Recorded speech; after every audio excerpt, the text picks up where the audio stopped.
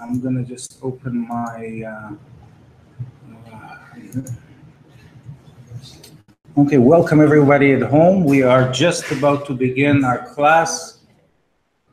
Very excited. We're going to be looking at some mindsets.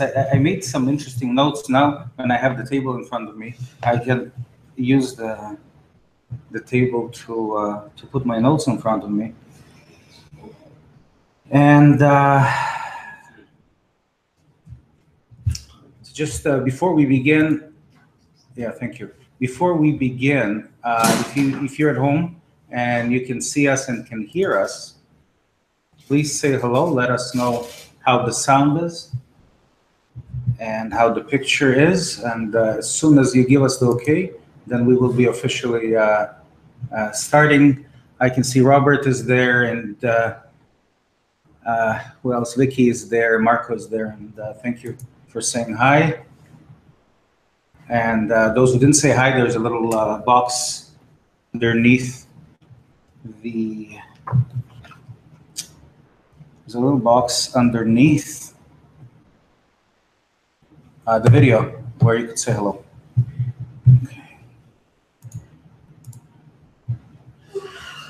Okay, I think I can see myself. That's a good thing.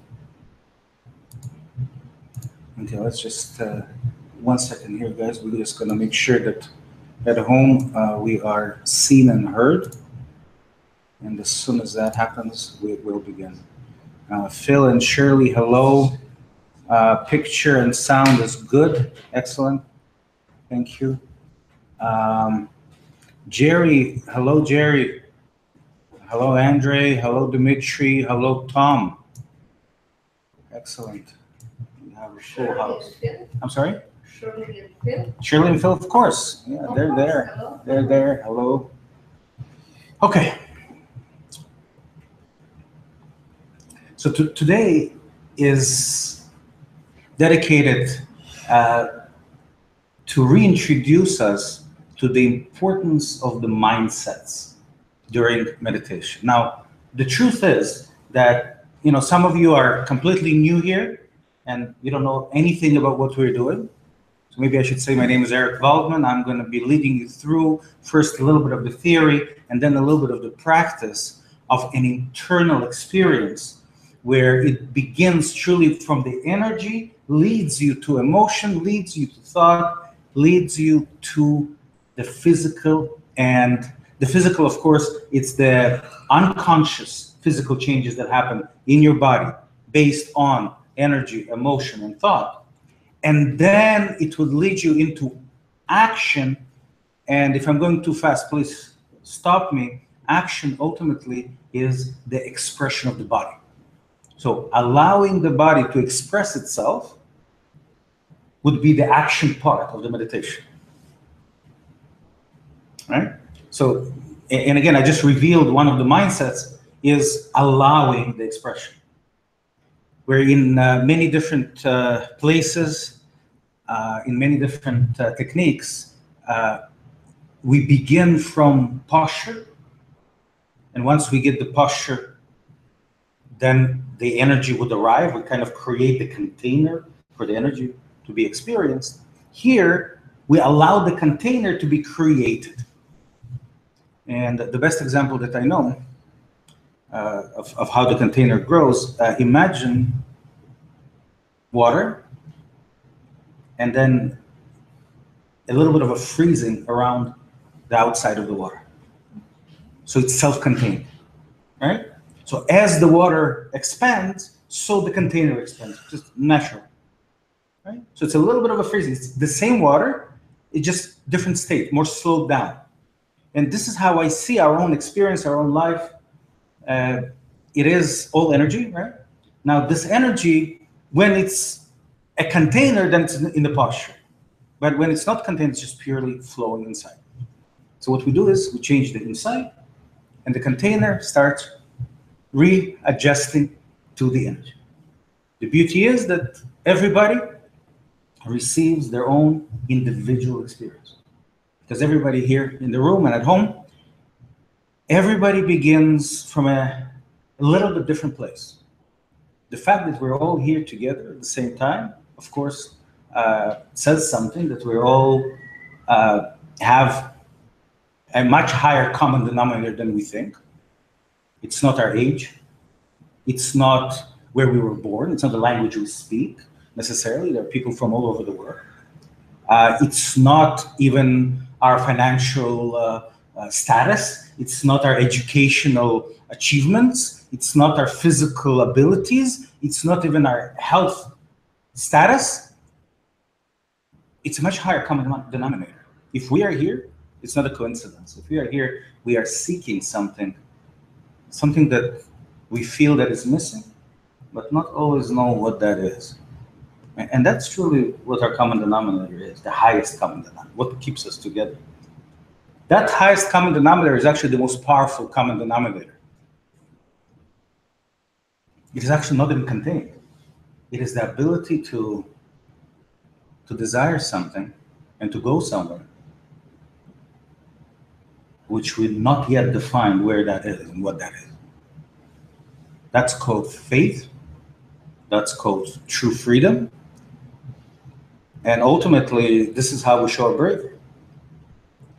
This is, and I talk about today's world, and in today's world, we're gonna have a lot more people who have a need to express their uniqueness and individuality. Technology allows us to be able to do that. We're gonna have a lot more people who will be looking for their true selves, and that will be the reason why they're seeking. Is something inside that says, this is not me, this is not me, this is not me. I've been taught as a child to imitate my parents, to imitate my teachers, but imitation is no longer defines me. I want to look for inspiration to be me. So that shift of mind requires also a shift of energy. Are you following that? And this is ultimately what is so powerful about us being here together. Because whether we could define it properly in words or we couldn't, what I'm saying right now resonates with you. And if what I'm saying right now resonates with you, you're in the right place. Okay? Now, as I said, what we're doing here today is mindsets, and I'm gonna it's kind of, if you just coming in, you're coming in somewhere, we have this journey that all of us are taking. You're coming in somewhere within that journey. You're picking up for where you are. And the beauty is that you are likely to receive exactly what you need. Because, why am I saying that? Because we are working from the inside out.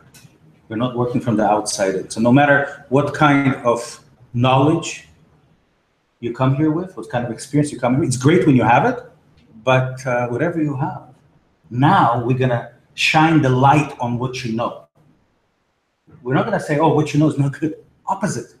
Everything you know, everything you experienced from the beginning of time until this moment will now serve you only if we can raise the energy to allow you to see it in a new light, to allow you to experience it in a new way. So nothing was wasted. I'm all over the place right now. I love it. Now, I begin with saying that today's topic ultimately is to show us how important mindsets are in a meditation. And hello, Elvina. Elvina, where are you today? And hello, Vicky from Mississauga. Robert, Richmond Hill, Marco is here. Everybody's here. Thank you. Audio is not working, Marco? Oh, audio is good. Okay. Okay, Elvina is from Bolton today. Okay. Good. Here's why I said mindsets are so important. You see, when we talk about meditation, I often say that meditation is just like a diet, you know. You could meditate in many different ways, like you could eat in many different ways or exercise in many different ways.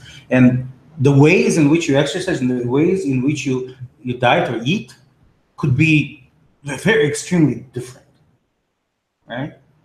But the type of meditation that we are doing here is ultimately defined first and foremost by the intent. What is the reason why you are meditating? The why of meditation, I think, is important. And then you choose the modality, the technique of meditation. The same way probably as exercise, right?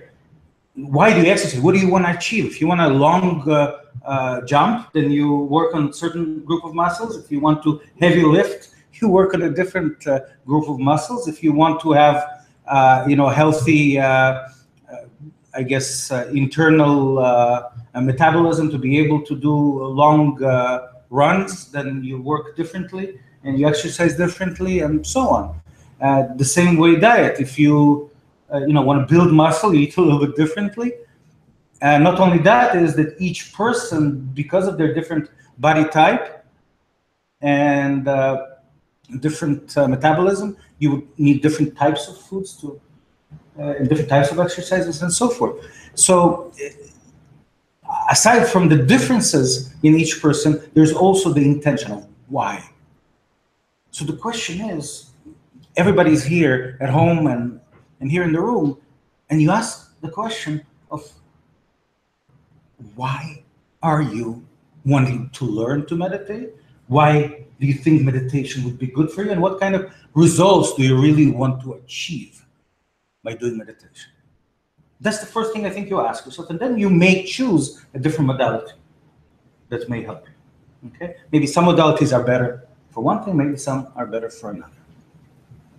So, I don't know, should I ask that question? Should we answer that question again? Because we probably asked ourselves that question many times. And I would love to hear at least a few answers. Why meditate? Why do you want to learn how to meditate? Andrew? In the beginning, I had a completely different intent why I'm doing meditation, but as we went through it, the reason changed. It simply boiled down to discover myself, my abilities, my uniqueness. That's the most important. And everything else will follow. But at the beginning, it was simply looking for supernatural. So along the way, it changed.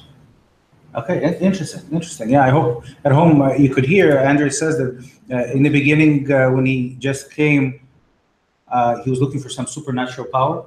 He thought that, he read many books, he heard many stories, and he thought, well, I'm a talented guy, I'm a smart guy, I can figure it out, and maybe, I could, get those talents for myself. And eventually, his path brought him to redefine his purpose of why he's meditating, and now it is to discover the higher self, then just to understand yourself better, ultimately, right? For greater unity, you said, right? Is that something buzzed? And I'm not sure what that was. Was something there? Okay, I thought it was something on the screen buzzed. Okay. Yeah. Oh, something behind us? Okay. Okay, so everything's okay, yeah. At home, you're welcome to answer the question. I'm going to read it. Just give me in the box of why. Oh, you're still in Poland, Alina? Okay. Yeah, okay. Bolton, you said. Okay, you're from Bolton, but you're in Poland. Okay, excellent. Nice to see you there. You can answer that question if you wish. Yeah. And maybe not why you came in this class, but maybe why you began your search, your journey, meditation or inner arts, or, yeah. I think with anything you do, you should enjoy the process. Okay. And not stress so much about the goal. Okay. Okay. So ultimately, you you went into the search of different modalities, yoga, tai chi, energies, to be able to enjoy the process of life or the process of meditation? Or the process of the practice? Which one? I guess more the process of the practice, but they're sort of interrelated. Very good. Okay. Interesting. So you understand that the way you are in your practice is exactly the way you are in your life. Right? You can't cheat this. Inner work, you can't cheat this. If you're cautious during your practice, then that's the copy of how you are. And the practice ultimately can give you the freedom, and then you can take that freedom into your life. Yes? All right. Good. Yeah. Thank you. Radha, what do you think? Yeah, I tend not to think about it. Like after 2 years, it's not even a question. Should I? It seems that there's that belief that it's just better working, meditate through the meditations than not doing it. Mm-hmm. On a basic level, I would just say it just kind of feels better. Right. In different ways, maybe at different times, but with meditation practice, Yes. just the rest of the life is somehow better than without. Okay. You just say it. No, we ultimately, rather, we asked the question ultimately to see, because there's different people who join different groups, different modalities, different practices. And what I've really said and what I'm trying to get an answer for, and it's not that we don't have the answer, but I think we're constantly redefining it, and I want to hear your perspectives as well, is why we feel that it's important to put meditation on what we call the karmic scales, effort against reward. Why is it rewarding to make an effort to learn to meditate and to practice it? Why did we initially, what did we hope the reward would be? And then as we started our practice, maybe at different stages, each person would maybe redefine, or maybe they still have exactly the same perspective of what meditation will give. So my original question was, when you first arrived, what do you envision your efforts of learning meditation would give you? What kind of reward? And then maybe as you continued, how did it change, if it did? Well, that's why I say it did keep changing. But initially, it was just search for something that's a healthy, like a new healthy habit, or a way to feel better physically. Right. So it was more a physical gain of some kind. Yeah, for example, how I feel after the meditation. Okay. I feel stronger, more peaceful, that sort of thing. Mm-hmm. Mm-hmm. But then I think how it evolved after, I just sort of came to see it as an important element of life, almost. A side of life that sort of, if I would miss it, that would just be so, like a really, really unfortunate sort of choice. Okay. Interesting. Okay. Good. Thank you. Zalka, maybe? Yes? Oh, yeah. As his wife, I can follow him. Of course, yes. So that was the reason initially. Yeah, I was not thinking of surgery. Right. But now it's part of life. Right. And just helps me be a better person.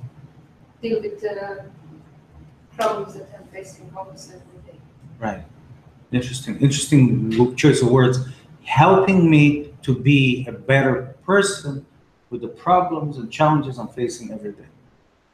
Bravo. Thank you. Remember that we always face to the top of the mountain and we realize at the bottom. Right. Then you at the bottom of the next. Yeah. Thank you. Very good. Thank you. Yeah. Peter. First, I came to a health show looking for a Reiki teacher. Okay. And I found you, and you said that you are teaching to raise your inner energy. Yes. And that resonated with me very much. It was why I had no idea what it is. Right. And slowly, I never liked meditation actually. Just like you don't like poetry. Yeah. Right. But if I'm not doing it, I miss it, and I do feel lately I kind of like it. Yeah. Wow. And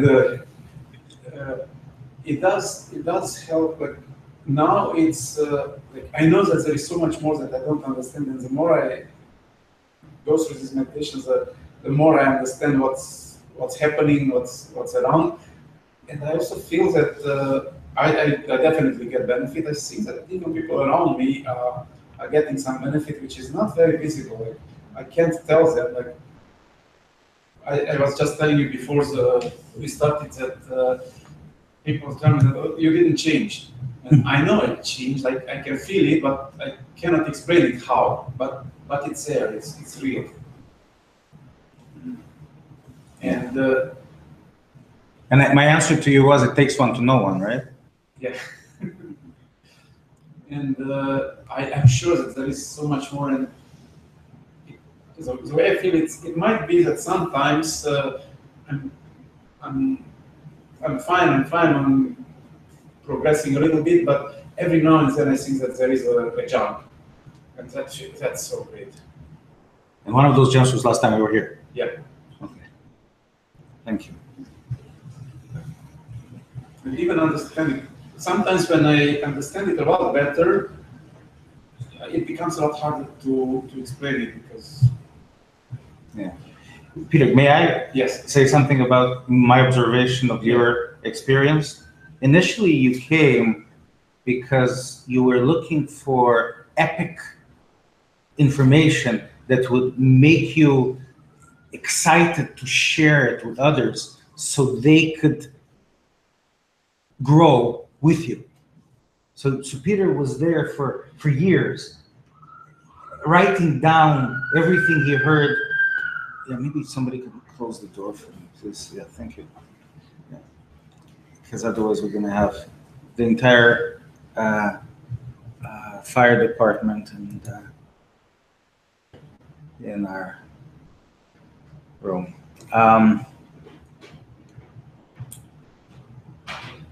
We'll just wait for Zelka for 1 second, guys. She just went to close the door for us. So I just had this discussion with Rika, my wife. Right. She was saying that that's what you are going to get the information. Right. So this is what I'm trying to show you. You also asked me just before we started, Eric, you see my growth, don't you? You see it. So let me show you where I see it.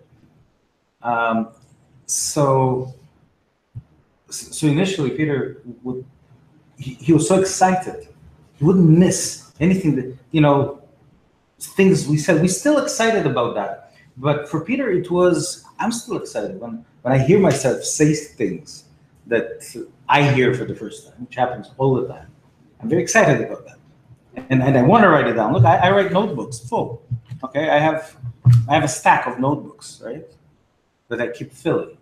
But the moment I fill it, it's gone. Chances are I may or may never look at this again. It's just through the process. When I write, maybe one day we'll talk about how important writing is and reading is. And speaking out and asking questions, all of that true experience of life. But with Peter, first information was the reason why. And now I think the shift that happened, that he feels that he's excited about an internal change that he cannot explain. True? Yeah.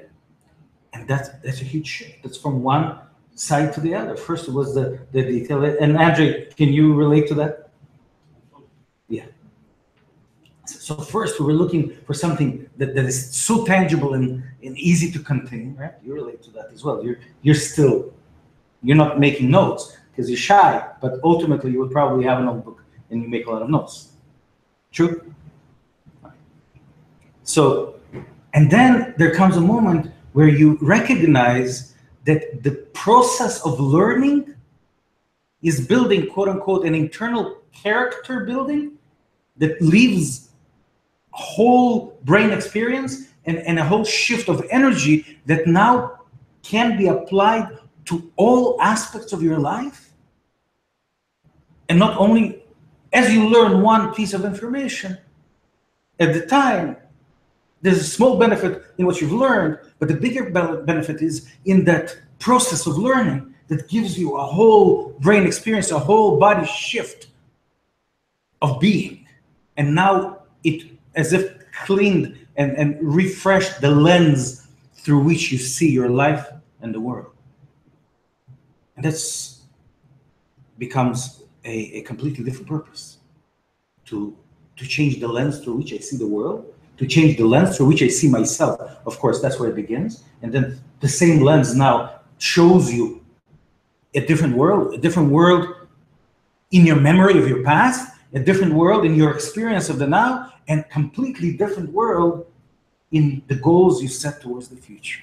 Now, you may be afraid of that new shift. You may want to hold on to the familiar. And then you're not going to stay here long enough because you're going to feel discomfort inside that, oh my God, I'm going to lose. I'm afraid to lose that attachment that I have to that goal that I set. And I said, you don't have to let go of that. Let it be redefined for you and allow it to reshape itself. I talk about often, I talk about Michelangelo, right? And the ultimate quote that everybody knows, I saw an angel in the marble, I chiseled and chiseled until I set her free. So his idea of that there's a marble and then he chiseled the angel out. And I say that it's very, very similar to what we're doing to our own internal experience, except of one very important part. We're not chiseling anything out because I don't believe there's even one part in us that is wrong or that's missing or that is not supposed to be there. We're reshaping that marble into an angel. We're reshaping it, right? It's like a mold. We're not chiseling anything out and we're not adding anything in. And this is why I suggest that this is what we're going to do to our past. The ultimate struggles of the past, the ultimate disappointments will not need to be forgotten, will not need to be justified. They will be reshaped in our eyes through the new lens that we will see the world in. The same thing about our everyday experience. And the same thing about the goals we set into the future. They will be naturally reshaped because the energy inside of us has changed. And we won't have to worry about how are we going to reshape it. It will become just like waking up in the morning, rested. And the whole world looks different. The same problems that last night you couldn't fall asleep because of them, now they don't look as bad anymore. They look, possible, for you to overcome. But not only that, you may even, and I'm going to drop this, you may even be excited to face them, where you dreaded and you felt bad that you even have to have them. Now, when you woke up in the morning after refreshing sleep, you may be excited to face them because you know that that is your journey and that it becomes an empowering moment. Imagine the difference. But what we're doing is not, I'm not teaching you how to sleep well, but what we're doing is we're learning how to work with our energy and to take those moments of inner work, meditation. We call them meditation. But as you can see, the purpose of that meditation is being redefined right now as we speak. It's not a place to escape from our troubles. It's not a place to gain the strength to survive. That's not what our meditations do. Our meditations have a greater goal. It's truly redefine our experience, clear the lens through which we see and experience life itself. Why Yes. is it so hard to explain? I'm sorry? Why is it so hard to explain? What I just said? No. Yeah, okay, answer the question. The reason why it's hard to explain is because those who ask, they don't ask what you're trying to say. Within their question, within their expectation of your answer, they didn't make enough room for you to give the answer. So you end up losing words because, and the moment you meet somebody who's energetically resonating with you, suddenly you have words. I mean, how many times I go in front of people and I explain and I have no words. It's because they didn't come with big enough container. They're not empty enough. They're not desiring it. And I'm not saying empty yourself. I'm saying expend yourself for more. And therefore you can't explain. For those who don't want to hear what you have. And you will never, and you don't need to explain. Yeah. And that's the whole Yeah. point. Because the only that need to explain is because you feel somehow inadequate if they don't understand you.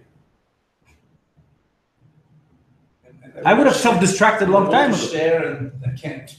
Yeah, exactly. Yeah. Okay. So feel humbled to know that you share what's possible and you leave for later. You like I said to answer your question, why sometimes I can't share, and I said because you came to receive something, so you feel uncomfortable. If you came there and you give them more compassion, you give them the time to listen to them instead of demanding time for them to listen to you, then suddenly you will receive what you need, because suddenly you're there for them, not only for you. And you won't feel so uncomfortable. They don't have to be so smart. They don't have to be so knowledgeable. They don't have to want to hear what you have to say. But you be there for them. And you will see how much empowering your experience will be, no matter who those people are and what their agenda is. It doesn't matter. You're there for them. Right? It's the next stage of development. We said first is for self alone, then is receive to give, and then is pure giving. It's 3 stages of awareness. Yeah. But sometimes it's not a choice, right? Sometimes it is that practice that helps us go into every situation with that new. And it's not concrete, it's levels off, stages off, right? Oh, I'm throwing so much information here today. Thank you. You're inspiring me, like you see. I have words, not because I have words, it's because you came to listen. Let's see what they're doing at home. Oh, I'm sorry. Yeah. Okay, I'm so intent on listening to everybody else's stuff that it's like, where am I? What? Let's see. Don't have to answer that. Yeah. I don't know. I think there's been quite a big difference in me in the last couple of years. Right. Yeah, I used to be much more intellectual about everything. Yes. I think I've always been quite open and hungry for, insights and awareness. But I think for me now, it's like I feel like I'm at the bottom of another mountain. It's time, I've been over a big one, and now it's time to I don't know. I'm sort of waiting for the inspiration to, that flow that you feel when you are inspired and it pulls you along. I can taste it, but it's not very obvious yet, and I'm not quite feeling the pull towards it yet. But I'm ready for something. Beautiful. That's gorgeous answer, because very often we talk about initially, and in every answer today, there was the initial reason why we want to meditate. When we put it on karmic scales, effort against reward, it is we're running from something, and we want to avoid something. And whatever we want to achieve is the opposite of what we want to avoid. Right? That's how we ultimately first, from survival perspective. And then what you described, you already said that the next shift is no longer trying to avoid anything, but trying to feel that what I call guidance towards something. You want to feel more guided and less the need of forgetting, avoiding, surviving something that is uncomfortable. All right? It's still like a nebulous something or other that it's still very indistinct. Yeah, but beautifully said, and of course it comes from the truth, and that's beautiful. Thank you. Let's look what's going on at home. Okay, I'll go all the way. Marco is saying to learn to get more out of life, to experience life more fully, to be more present and embody all the knowledge that we are learning, embody the knowledge. not remember it. Thank you, Marco, for that distinction. Embody it. What does it mean, embody it? We talk about the language of the senses. When you become one with what you know, and it becomes a whole body brain experience, and not only an information that is allocated somewhere, so you have to remember it. That's what embodiment means. Hopefully to become a best possible version of myself with each and every meditation. Thank you, Marco. Wow. This is a textbook answers we receive. But remember, they have time to think about it, right? When you're here, you have to speak out. Michaela and Michaela, hello. I didn't say hello to you. Now I know you're here. Spiritual growth and physical health. Thank you. Very good. Phil, hi Eric. I've always been drawn to meditation and have been involved 47 years. Off and on. It has so many benefits and helps to make me a better person. Thank you, Phil. Joanne, I began to meditate and do yoga about 12 years ago. I needed a change in my life as I was making the same dysfunctional behavior over and over again. It just showed up in different ways. Wanted to look deeper into this to make some changes and have trust in making change. And also, I loved the way it makes me feel more connected to myself and others, and it also makes me more loving. Thank you. Notice that quality of being a kinder, gentler, more loving, more compassionate person, that it's not coming from I have to, it's not coming from it's my duty, it's not coming from I know I should, but it's something that evolves inside, and you notice yourself being, and you remember yourself being a little bit more reactive before, and now a little bit more compassionate, and you're loving to see that change. And of course, it's something that happened while you were meditating, not while you were thinking about how should I respond in the right way. Beautiful, John. Thank you for that answer. From St. Catherine's today. Elena. Hey, Eric. I would love to know what is your energy that has a wonderful effect on my energy. Thank you. Is it an effect of all people that connect together? Well, it feels great, and thank you for that. Thank you, Elena. I'm not sure that I understand completely the question.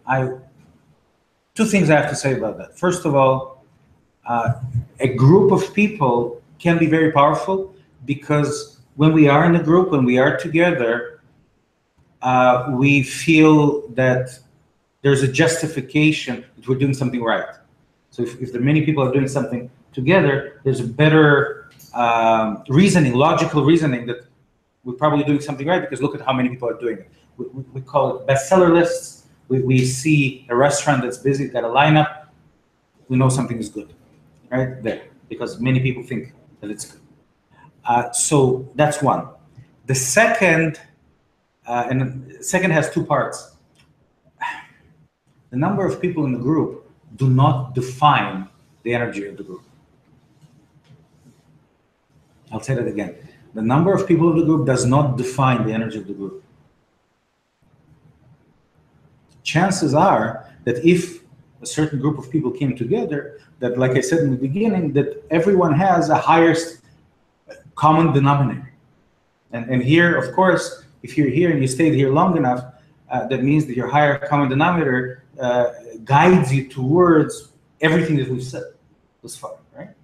That shift within you. And all of us have that shift. So nobody came here already knowing and already being, and nobody really reaches their highest level and now leaves because now they reached it, thank you very much, and they go. It's a journey we're all taking together.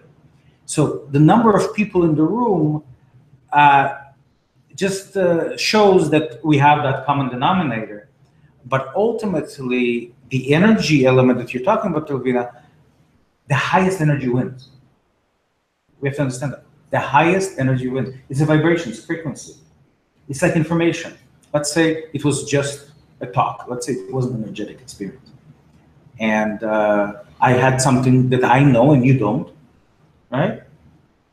It doesn't matter how many people in the room, until that information is shared by that one person, nobody knows. The highest information wins. And now, how does it win? It wins in a very interesting way. The moment I say it, it becomes everybody's. Now everybody has it. Did I lose it? No. But now everybody has it. But the highest information wins. Now I've added. Now if each and every person in the room has something to share, then you add that to everybody. And the uniqueness and individuality of each person is what makes it happen. But it's not the number of people, but it's how well everyone is in unity together. So when it comes to energy, hopefully me coming here, raising my frequency, my energy inspires your energy to a similar place. And now we resonate at the higher level, all of us together, and the highest energy wins. Now all that energy is ours. And what you're feeling is that. So whether it was just 2 people in the room, we can achieve that. Or it was 1,000 people in the room, we can achieve the same. And it wouldn't matter. The number of people doesn't matter. But at the same time, it does. But it's not to receive, it's to give. Pay attention to this because it's not something so obvious. The more people there are in the room, and if your uniqueness, if you have something unique to give and share, and of course you do, then suddenly you get an opportunity to share it with more people. You have an opportunity to inspire more people, and that is special about a big group. But not what you receive from the big group is important, but the opportunity for you to share and inspire more people. So that's the power a big group is, the opportunity of when and if and the moments that you are able to inspire your uniqueness, suddenly you are able to share it with more people, and that empowers you and empowers them at the same time. So that's why the numbers are also important. But I hope that makes sense. Okay. Another comment by Elvina. Talking about past, I met a gentleman in Poland who told me that I was in his wife in the past life. Is this possible? Does he want you to be his wife in this life too?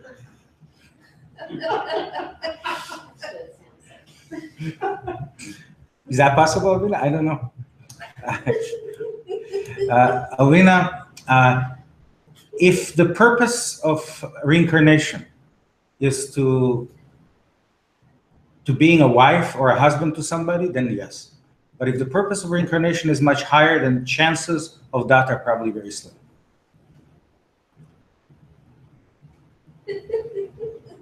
Okay? That is an interesting story. Thank you for sharing it.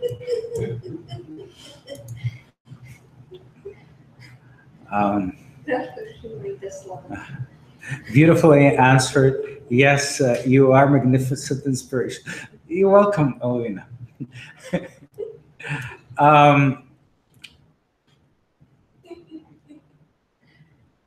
Yeah, Joanne is adding, so ultimately to know my true purpose and live it. Shirley is saying, to me, this type of meditation is a gateway to a soul-infused personality. Practicing meditation daily has been energetically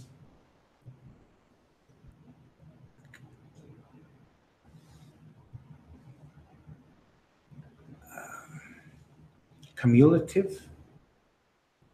I guess, what's that word? Maybe she misspelled it. When you add one with another, accumulative. She missed the A. Accumulative.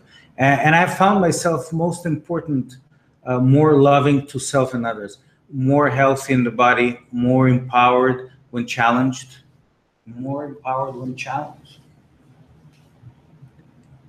Those two things don't usually go together, right? In everyday life. You're either empowered or challenged. Thank you for that. more willing to go into the unknown. Again, something very important. The awakening of being a more conscious being is exciting. Thank you. Yes, I agree. Very exciting. Yes, Andrew. Just wanted to add a bit more. So the supernatural, I meant supernatural healing part. Okay. We met at the health symposium. Right. We're looking for a healing method to help my wife and my mom. Right. So, but in time, it's looking for Reiki and energy, how energies can help. Right. But in time, through this journey, how your perspective towards disease changes, because that's the conditions for the person to create it, to trigger the awakening or awaken to do something different. It's like telling indicators to do something different. So that's really changed perspective about healing diseases and so on. Yeah. Thank you.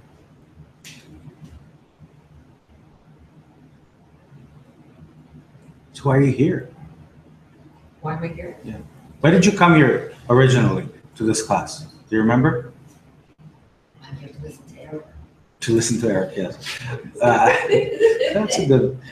That's a good compliment. Thank you. But Why I came here yeah. in the first place. Yeah.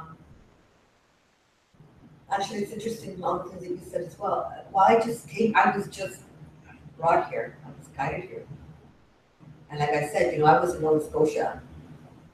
And I've been meditating all my life, doing from living in the ashram in Quebec City, the Shivananda ashram, and did my yoga training, and then Vipassana. I was silent for 10 days, did the 10-day courses. I sat in the meditation cell at Vipassana. And so I've always been on this journey. I mean, for many years, it's always really intrigued me and very much interests me. But I was in Nova Scotia, and I was staying with a couple. His wife, I took a lot of personal growth courses through the psychotherapy. And she just said to me just a few days before I was coming back to Toronto, she said to me, well, she says, there's a woman just, 15 minutes away, and she's really excellent. She's a great, I was going to say, right, psychic or clairvoyant or whatever. She really has a gift, and, here in Nova Scotia, she's one of the best, right? Just even for fun, you gotta go and see her before you leave. So, I don't know, I'm always open to everything, right? Because I know there's a lot of mystery in the world that we don't even understand. And so I went, and the one main profound thing that she said to me, which came true, was she says, when you're gonna go back, she says, you're gonna take a meditation class. And I looked at her like she was crazy, right? Because I've kind of been meditating for many years, and she said, no. She goes, you're going to take a meditation class, and then she says that you're going to meet a very special man. She goes, you're going to take a meditation class, right? And he's going to make a big difference in your life, right? And I said, okay. and really, I wasn't. I came back, and I did not look at the internet meditation class. I did not go to sign up with anybody meditation class. Do you know what I mean? Like, you would think that's. And then that October, I was working at the health show. I was introducing people. And then I guess at my last introduction, I was just kind of walking around, and then I saw him go on stage, and all I saw was the word karma. And that's one area that I sort of have not done a lot of study. It's always intrigued me and very interested me, right? So I saw the word karma, and he went there, he's standing there, and I sat down, and I had no idea it was a meditation class. No idea. I thought it was just about karma.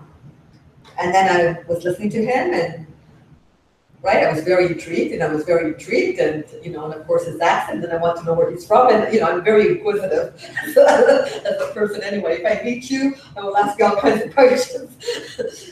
So then he he gets off stage, and I guess he starts walking back to the booth, and I'm just running up beside him, and I'm saying to him, so where are you from? Like, how did you get into this? And like, right, on and on, like, all kinds of questions. And you're still asking.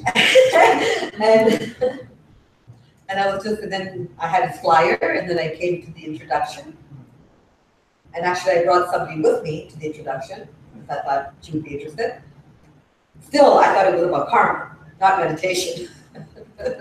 Right? And then I came to the introduction, and he's talking more and more, and I'm interested. But like I said, not the meditation, just about what he's talking about, just the different subjects and karma and all that, right? And then, so then I decided, I still did not know it was meditation, believe it or not. Then I signed up for the first course. Again, I thought, oh, okay, I'll take the one course. I thought, it's really interesting what he's saying. I can go on the internet and read about karma, but this is kind of fun. And so I signed up the first course, and then I realized it was meditation. Well, when he did the meditation, and I thought, oh, no, even the first class I really didn't think. I thought, oh, I guess it's just putting meditation into just for entertainment purposes. He's incorporating the meditation into the karma subject, right? So I think by about the second, it took me a long time to get this. To get kind of, exactly what he's doing, right? So anyway, so that was kind of fun. Yeah, thank you. So it's even an unfair question to ask you. What did you think meditation would do for you? Because you didn't even want meditation to do. So thank you for that. Okay, let me read one more, and we actually, if you don't mind, gonna actually do so the there practice. Must be some truth. Well, everything's energy, so there must be some truth. I mean, we all have, I guess, psychic ability. We all have intuition. We can all, it's a muscle, right? The more you practice, it gets, the stronger it gets. Okay, so what's your question? So my question is, that really floored me, right? Like she said to me like a month before, and she said exactly, even like what you kind of look like. She described everything. And it was like exactly I would say. Wow. 99. So how is that possible? So if everything's energy. How is that possible? Okay. That's a different question. I know. What do I think about psychic abilities and how it works? So here's a short answer to that. The short answer is this. Every good psychic has the ability to predict the future of anybody who is not growing fast. But the moment you start growing real fast, you're changing, your path is taking you to different places.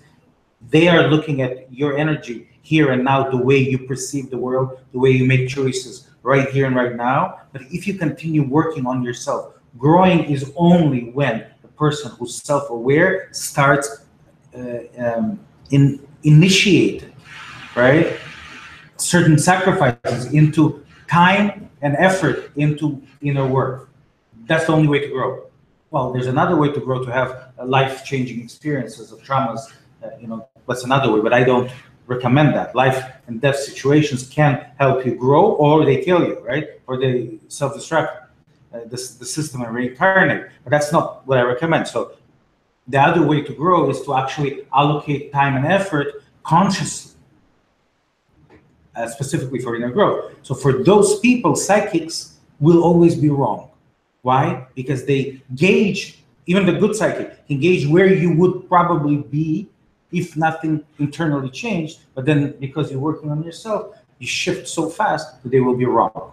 So at that stage, likely for that period of time, there was no big shifts of consciousness for you, so you found me. If there would be a bigger shift of consciousness, she would probably be wrong. You would find somebody else. And very quickly, Dr. Deepak Chopra says, in one of his books, of quantum physics. Right. So his theory is, he says that the past, present, and future is simultaneously, it's all one, and it's at the same time. Yes. In the energy world. And there's no time in the energy world, just here in the physical world, there's time. So if that's true, so then he says that's how people that truly have the real gift can because they reach your energy, because past, present, and future is one. They can, if they say something in 6 months or in a year that will come true, it doesn't matter how conscious you are, they can, because they see the energy. Yeah. Well, ultimately what's going to happen, because you continue working on yourself, when you go to the same psychic, probably, she will come and she'll look and she'll say, sorry, I can't tell you your future. And the reason why is she would sense that it's shifting and changing so fast. But if somebody comes to you that you know very well and you've known them for some years, and they ask you, how do you think my future is going to be? Chances are you're going to be able to tell them their future because you know exactly how they are, how much chances they take, and you'll be able to tell them their future, right? If they don't do, that's their future. And if they have a tendency of not doing, that's going to be their future. You can tell them exactly, not maybe as deep as description of where they're going to be, but generally you're going to be right about their future. And our parents tell us a lot of times, if you don't go to school, if you don't study, if you don't have a trade, if you don't behave, then your future is going to look like that. And we look at them, well, how do you know everything? Well, guess what? It's good. Maybe they're not so right, but at least they're attempting to play that role of knowing the path if something's not changing. But there are certain people that come into one circle, into one's life.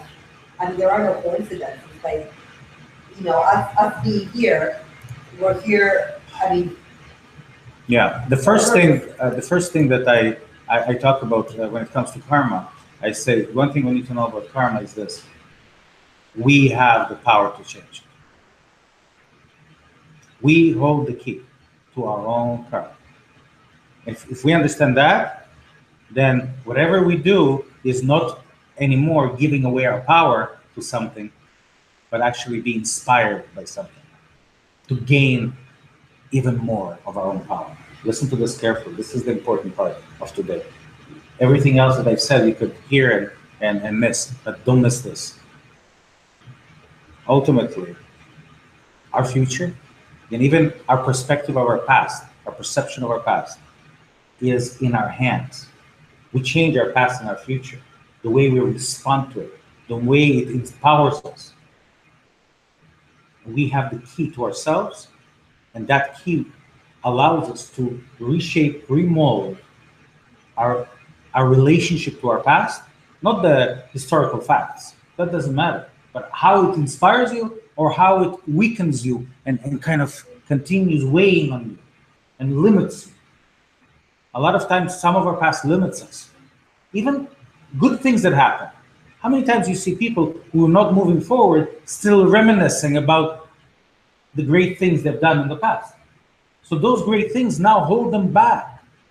If they didn't have them, or they didn't perceive themselves to be so great in the past, they would need something to prove their worth, that their life is worth living. They will be aspired to do something. But here they've accomplished something and now they're holding on to it.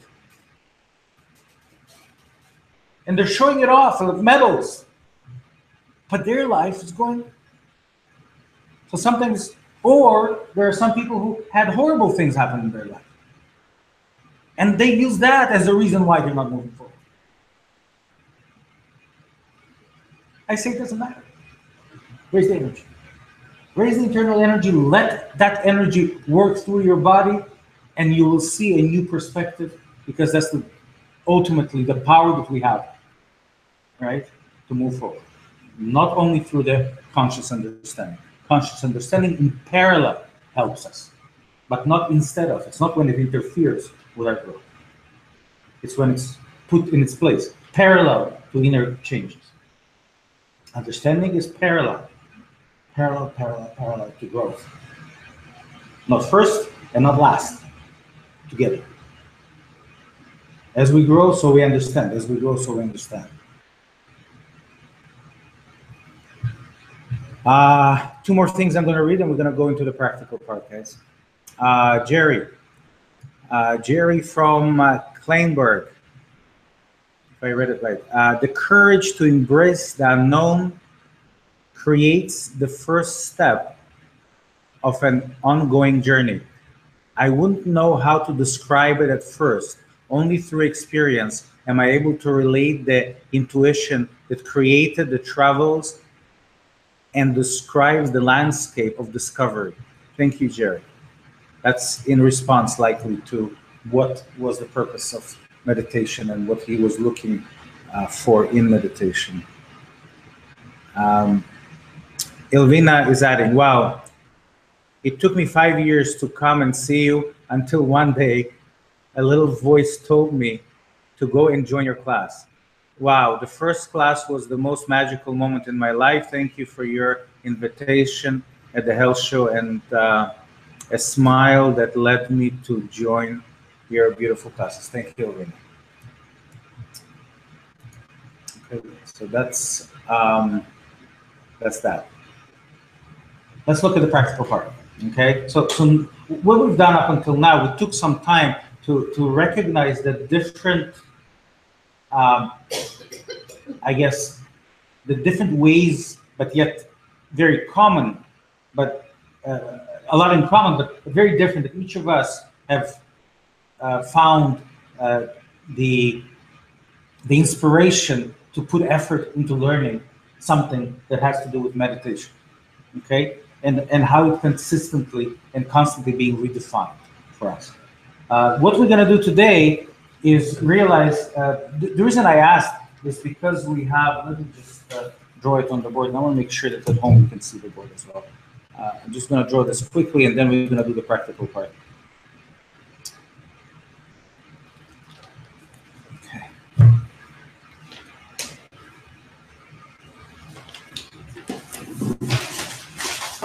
In every meditation, and something that I teach usually at a little bit more advanced classes, in every meditation we have the before meditation, the during meditation, and the after meditation. Okay? Very, very important to understand that there's those three things that we have in the meditation. Now, before the meditation, we set ourselves to meditate, and we answer the question of why am I doing this? Do I have a pain? Is this why I want to meditate? Am I overwhelmed with life? Is this why I'm doing the meditation? Do I have a bigger why purpose? Am I there because I want to awaken the higher self? Am I going into the known or am I going into the unknown with my intention to meditate? Are you listening to me? Am I going into the known or the unknown? If you're going into the known, then you are reactive and protective and you're surviving. If you are going into the unknown, and I can't spell it, sorry. Same as above. The same as above? Okay. Right now, words don't come easy. So, if you're going into the unknown, then of course, that's an element of growth. You will allow, you're allowing room to discover something. Very often, Andrea, to answer your question, and Peter, and everybody pretty much here, ultimately, initially, we wanted to go into the known when we did the meditation, right? As we set ourselves up. The known meant that we had an element that we wanted to overcome. Whether that element was overwhelm of the mind, whether that element was emotional discomfort, confidence level, anxiety and stress, tiredness, fatigue, fear, doubt, depression, too great sensitivity to other people where we couldn't be around them anymore. And we wanted to solve that. That's initial. Now remember that doesn't truly go away completely. But the question is, what percentage of the reason why we are going to do the meditation today, right now? Not hypothetical, but real, today. What's percentage of the reason why you're going to do this meditation is clear and known to you? And what percentage is you, like a child, excited into the unknown? Remember, children, I talked about the three ways I learned. It's my sensitivity to energy, right? Second, my observation of children and development, because they are in the most purest form. And they give us clues of how now we have the ability to develop, but now consciously, where they develop unconsciously, right? So there's a parallel, except now we just add consciousness to that. Ego, right? Self-awareness, and fear. Oh, thank you. And the third, I talk about ancient sources, ancient books, ancient writings. So those are the three sources that I gain for everything that I teach. One is my own energy and sensitivity. Another is my observation of children and the progress of development of the child from the embryo on. And the third is the ancient books. And when I put it all, overlap it all together, I get this. Okay? How about nature? You always mention nature as well. I don't know what nature is. No, you had mentioned also with the children and the nature. You also mentioned before that also to study nature, like nature. Nature, no. No? Sorry. No. Nature is within us. Oh, so that would be what the energy. So when I talk about, the energy, my sensitivity to energy would be nature, because remember that whatever nature we see outside of us is first and foremost a resonance of that nature inside us. So we have the 7 chakras. So the first chakra resonates with the non-living nature, second chakra with the living nature, third chakra with the animal life, right? And then we at fourth chakra recognition and resonance with the human element of us and knowing the self. Here I am, I'm here, right? The awakening of the fourth chakra. And then after that, the higher awakening of the need to connect to others, the need to understand past and future, and the awakening of uniqueness and individuality. Those are the flows of the chakras. So the nature you're describing is already included in the inner sensitivity of the energy, my nature. Because whatever I didn't awaken in me, I can't recognize or understand around me. Does that make sense? Yep. Yes? So now, the mindset before meditation. Now the mindset during meditation is something that, again,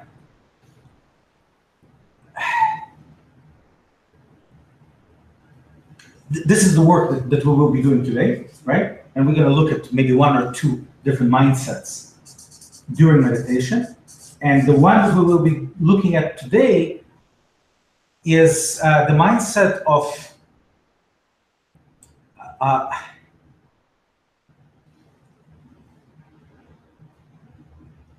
equal response to comfortable and uncomfortable sensation.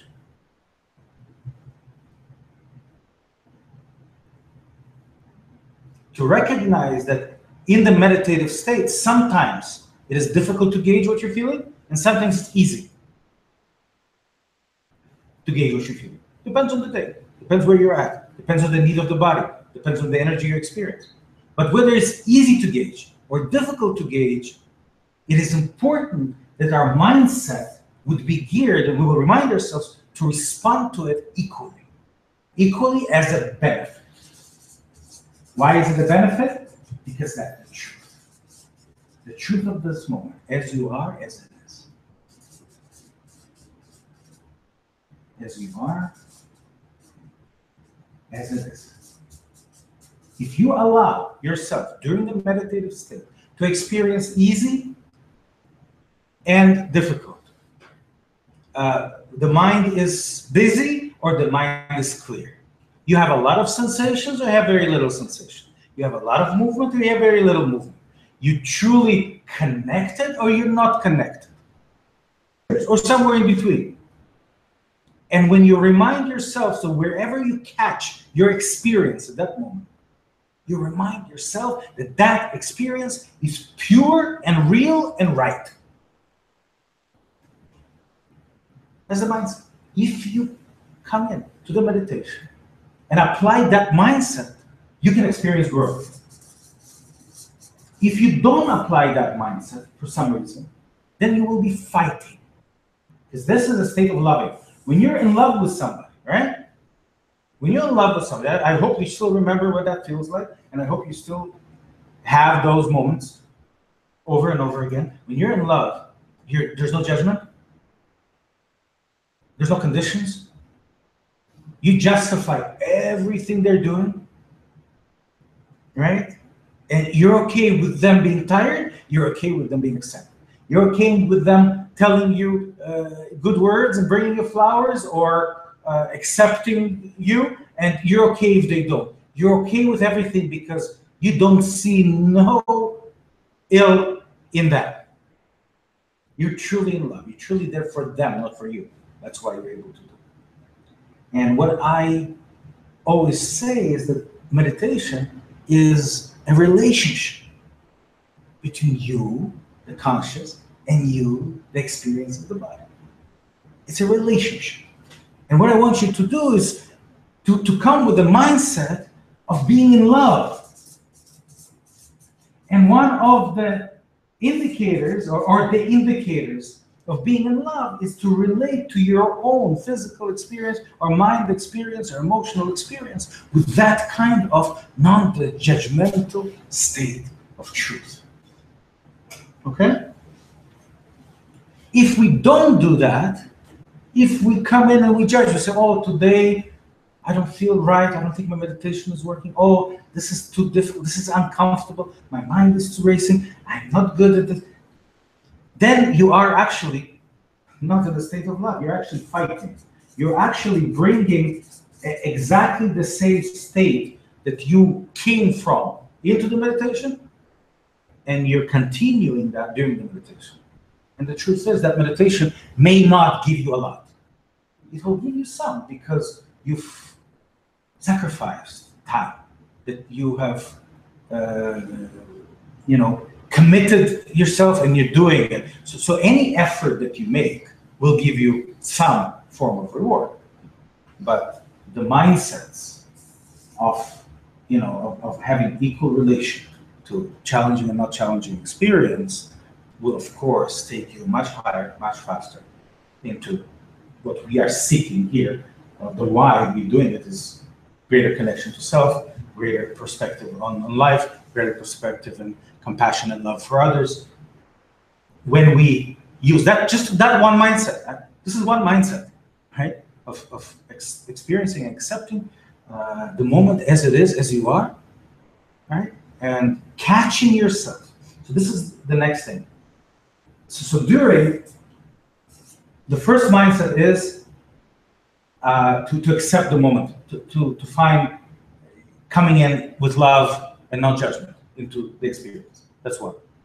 But the second, that's even more important, is if you find that at one moment you have reacted and you've somehow, went into a reactive mode and done exactly the same as you would do, you would feel a little discomfort and you say, aha, I don't think my meditation is going to help me out today. It's, wow, I don't know what happened, And you then suddenly catch yourself thinking that, right? So because we have, we've already discussed it before. Now we're talking about the during, and we recommend today to come in love into the experience, with self, with the experience, no matter what. And suddenly you catch yourself not being in love. What usually you would do if you catch yourself not doing what you intended to do, you start punishing yourself a little bit. Aha, you're doing it again. So this is the second thing, the second mindset is to understand that the true growth, the true nectar of what we're after is actually, what's going on? Somebody's ringing. Thank you, Rick. What we can control, rather, we will turn off. What we can't control, we will let it be. Yeah? We can work with, but why? Why should we? Thank you. So what I'm trying to say is this. The first mindset is, let's come in love.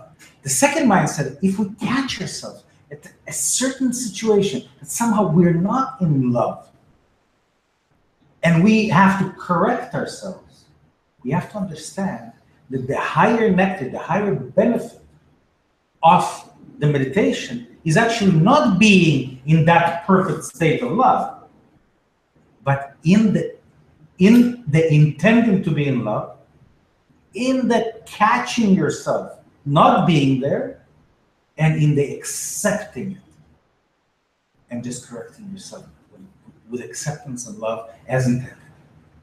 So the process of correcting yourself is the highest value, not the process of being perfect in the mindset that you intend, but in the ability to catch yourself, correct, and stay in unity, and not to be in a fighting mode, would give you the highest benefit.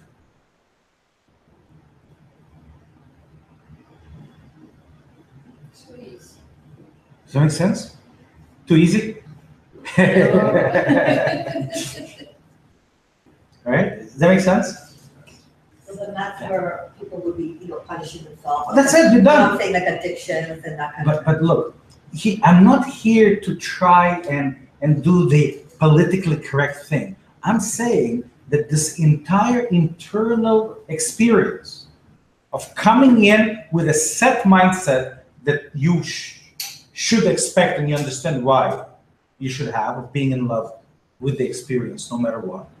Then being reactive and catching yourself and remaining in the proper mindset, this whole journey that you just went through is the ultimate journey that will give you the most nectar, the most growth, and it's going to be a whole body experience. Okay? So remember that what we are doing in our meditation is, as we are in, and I'm going to guide you through, as we are in this meditative experience, we are observing the experience of the body. So suddenly there's that unified experience, and I talk about vocabulary of senses. So you ultimately notice the vocabulary of senses, the different bouquet, the different symphony of different experiences within. And as you are correcting, as you are on the journey of moving away from love and coming back to love, and experiencing the symphony of your senses and taking it into action, movements or postures or stillness, as the body dictates, suddenly you receive the complete unified experience of being, and that becomes yours now, permanent. Like I talk about when you're just learning how to swim and you don't know how to hold yourself in water, suddenly you find that balance, that sense, internal sense of how it feels when the water holds you and you never forget it. Or when you're learning how to ride a bicycle and suddenly you feel that balance. Or just recently, Bella, she just turned 11 years old and she got a hoverboard, right? And you won't see me on the hoverboard, but she, in 2 seconds, she got the, right, back and forth, and now she's just running around the room on that hoverboard, and she found that balance, and now there's nothing you can do to push her over, right? That's it. So that internal balance, and I'm talking about, that is just one balance internally that we can gauge. It's not information you learn. It's an experience you had and embodied it, and now it's a whole brain experience. I'm talking about with every meditation, we gain a drop of expansion of a new form of a balance that now we take as a new state of being into our everyday life. Okay, I hope that makes sense. Okay? And then there is the after. So that's the during, which we just introduced one mindset today. And the after, of course, it's much easier to explain. The after is, how do we gauge how good the meditation was? How do we gauge, right? And ultimately, we try and gauge by how it made us feel. Was it pleasant? Was it unpleasant? Was it hard? Was it easy? And then we try and give it a mark. And I always recommend not to gauge the meditation that way, but just to let it go. Just say, the meditation happened exactly the way it was supposed to, because I couldn't be who I'm not. And from here, I grow.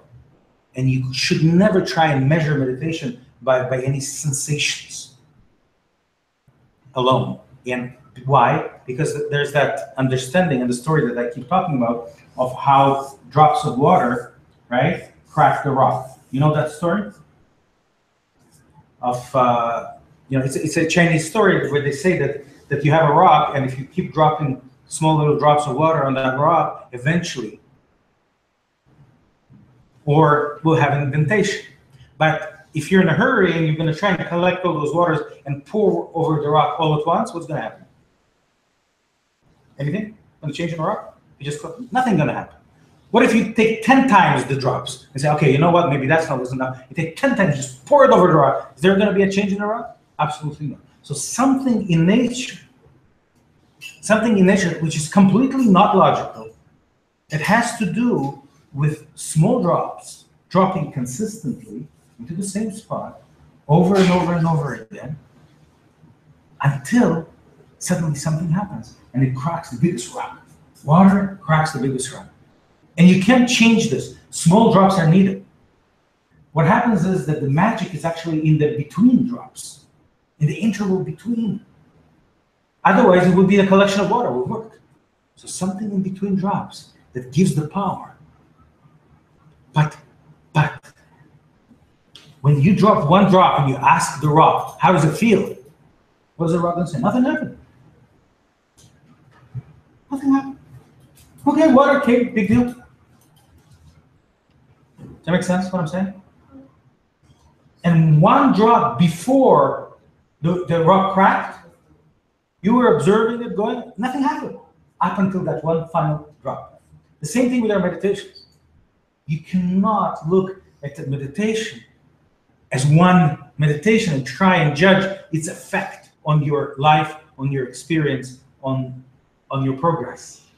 You can't. It's just impossible, because what true meditations are is a collection of drops done in a very systematic, proper way until, ultimately it changes the state of being. Okay? And it cannot be measured by one meditation, cannot be understood, cannot be seen as a benefit or anything else. Okay? So the after has to be very neutral, very accepting, just recognizing and appreciating the fact that you've done your ritual, that you're doing, that you've put your effort the best way you could, and congratulate yourself for that, and you move on. If it was pleasurable, enjoy the pleasure. If it was challenging, enjoy the fact that you stayed there even though it wasn't easy. That's it. That's the after mindset. Yeah? So there's before, we ask the question why. After, the non-judgmental acceptance. And the during, we add the different mindsets that give us the highest benefit of meditation. Yes? Thank you. Questions about that? Does it come together for you? That's a lot of taking all at once. Oh yes, I know. And if you ever want, we have a replay of this, so you can listen to it again. Okay. All right? But just let me know. I'll give you the link. Okay, guys. So what we're gonna do right now is we actually gonna do the practical part. Okay, if you don't mind, we're gonna stay a little bit longer. We're gonna do the practical part. We're gonna take 3 minutes of a break. So, in between, just kind of relax. Walk it through, and 3 minutes, guys, at home, we come back and we're gonna do 20 minutes of a very interesting self-regulation process, applying the mindset of as you are, as it is, and we'll see what happens now with a higher understanding of this. Thank you, Alvina. Yes, we'll go on hoverboard. I'll lend it to you. I'm gonna buy one. I tried it at the CNE this week. You like that? Oh, it's so nice. Mm-hmm. Yeah. Okay. So we're ready for the, almost ready.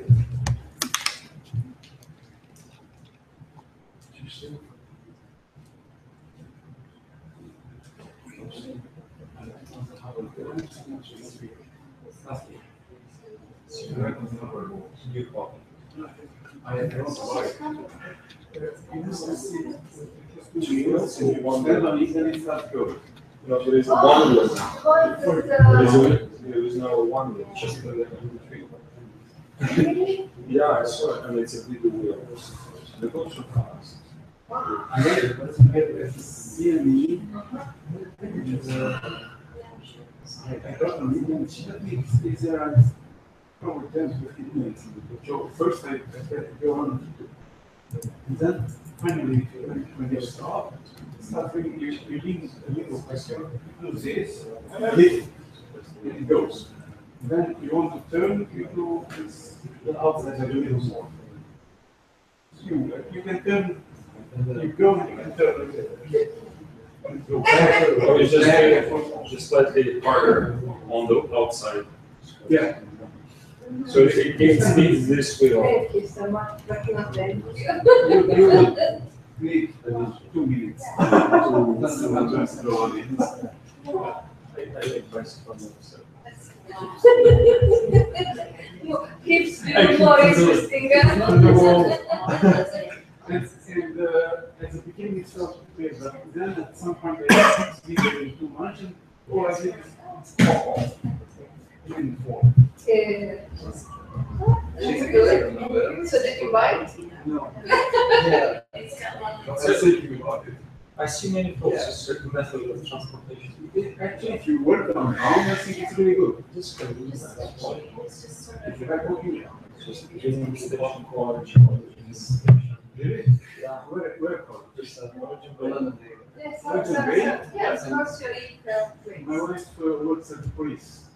Oh, yes, for across 7 the more borders. days. Yeah, 7 more days. when I looked at the window, I see the 22nd floor is well. And for many years, was walking from Union. I'm sitting, you know, I catch myself sitting. What do you IT, automation. I am so, So the website is, for the email, it's 777 basically. no, you should talk to me. This is right there. I was- I'm just so, I work in Just like, this is the right color. but what a big blessing though. I mean, okay. No, you know, I was such a deadline. My tenants are moving in on Thursday. I had the apartment painted.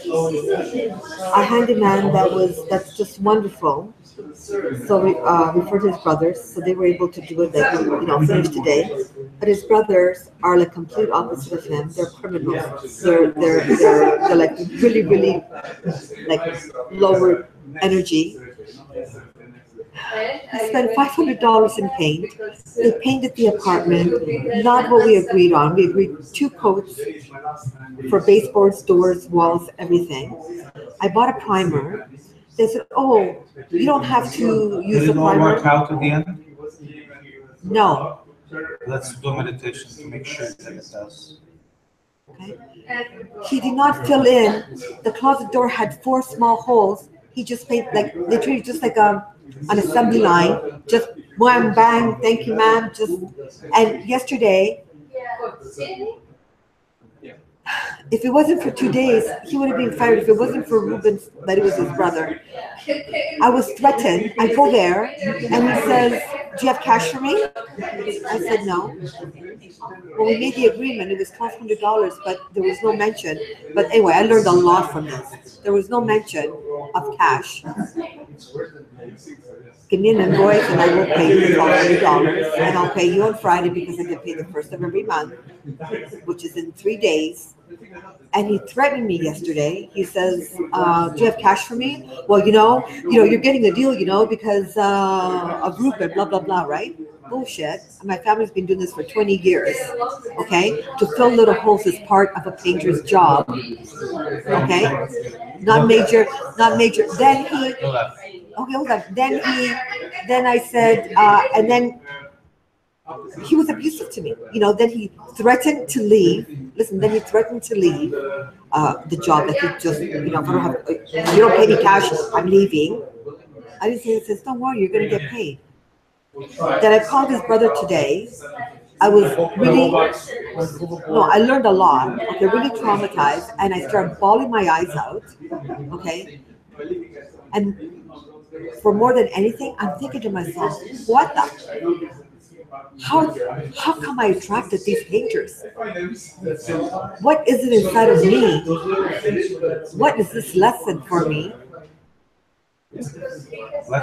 I have not attracted these kind of people, and I'm thinking maybe because I wasn't organized, because I left things for the very last minute, and I did things for the last minute, and I just made a spur of the moment. Okay, the place hasn't been painted in 18 years. Like just paint the, but usually I'll do my due diligence, and I'll have 3 or 4 estimates. from a survival, not from a love perspective. And every time we come not from a love, then from a survival, the whole process was from a survival and ended up being survival. And I was crying because I also had a lot of compassion for these two people because, oh my God, they must have such an awful life, like fear. I mean, they're living their life in complete fear, 24/7. To have to be so like verbally, aggressive and so verbally like, give me my cash now and I'm thinking. Let's hope this is going to be a life-changing experience. Okay? And then Ruben had said, well, my daughter learned how to paint. I painted a room like years ago, and then they did 2 coats. They did not put the primer, so the darker color underneath showed. It wasn't. And then they said, well, we're not doing another coat. Like, we only agreed on 2. You're gonna have to do a 3rd coat if you want it. I stayed all day yesterday. They didn't come yesterday. I stayed all day yesterday from morning till 11. Like till all day painting a 3rd coat. So I learned. So I'm paying them $1,200. And you got an exercise. And I learned how to paint. And I painted a 3rd coat, all the rooms, 2-bedroom apartment. Okay. I hope And it the was just day a before. physical pain. And the day before. No, but as I was painting, I was okay. I'm grateful for this. Okay, what is it I'm learning? What is it I'm learning? What is it I'm learning? Let's just hope your tenant loves the place and enjoys everything. Yeah. They will love it. It looks beautiful. They will. But I feel my dilemma right now is I feel like not paying them a penny. You have to. Let's go. I feel you have to pay. No, I will. No, I will. But they did not do the job the way they were supposed to. They did not fill in the holes. They did not do the proper job. But because the agreement wasn't clear, they painted the door and they left 4 holes. Let's do a meditation, please. Thank you. Okay, guys, we're ready. We're ready. We're going to begin from a standing posture. As always, very, very simple. Nothing special. Thank you. Nothing special. We stand up from our feet a little bit wider than usual. Make sure we have room around us. Feet a little bit wider than usual, at the width of the shoulders. Hands and arms are free to our sides.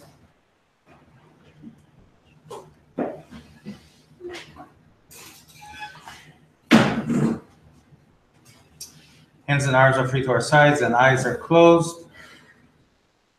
And just follow through my instructions and you'll do well. Whether you just first time or you've done this before, it will be quite an interesting experience for you. And just follow through my instructions as your eyes are closed.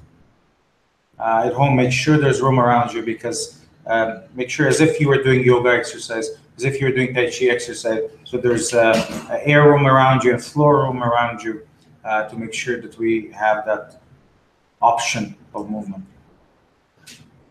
So as your eyes are closed, pay mental attention to your hands and wrists. Just mental attention to your hands and wrists. No expectations. I didn't say what to expect. Each time you will have a completely different experience.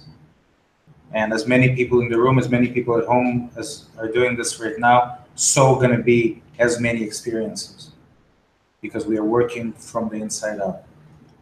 I'm simply raising the energy.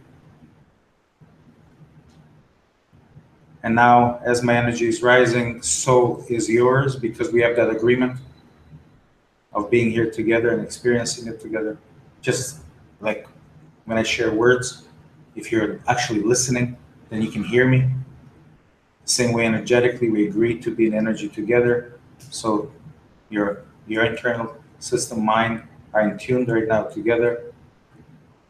As I raise the energy, just pay mental attention to the hands and wrists, nothing complicated at all. And literally ask yourself, what do my hands and wrists are feeling right now? And give them freedom. Everything is in the hands and wrists right now. Just pay attention. We're looking at the what, not the why of the hands of the experience. So we don't try and explain why something is happening or not happening. But we just observe, almost narrate the moment as it is. Nothing more. No expectations.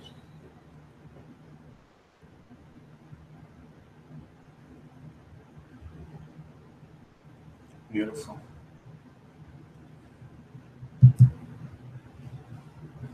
Excellent.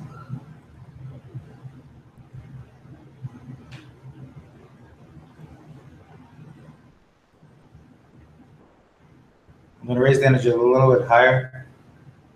Now what I want you to do is make sure that you pay attention to your head and your neck and your shoulders and literally free them. We have a tendency of holding the neck straight, holding the back straight. But what I want you to do is to be literally elastic and plastic and release, let go of the head and the neck and see which direction it may go. It may lead you. And then relax the rest of the spine, almost like a leaf in the wind. Make sure your knees are not locked to allow you to do that. Just like a leaf in the wind, and see if you were to let go, which direction would the body pull or push, or just so slightly, and then let go into that direction. Relax into the direction that it's taking. I'm going to raise the energy a little higher.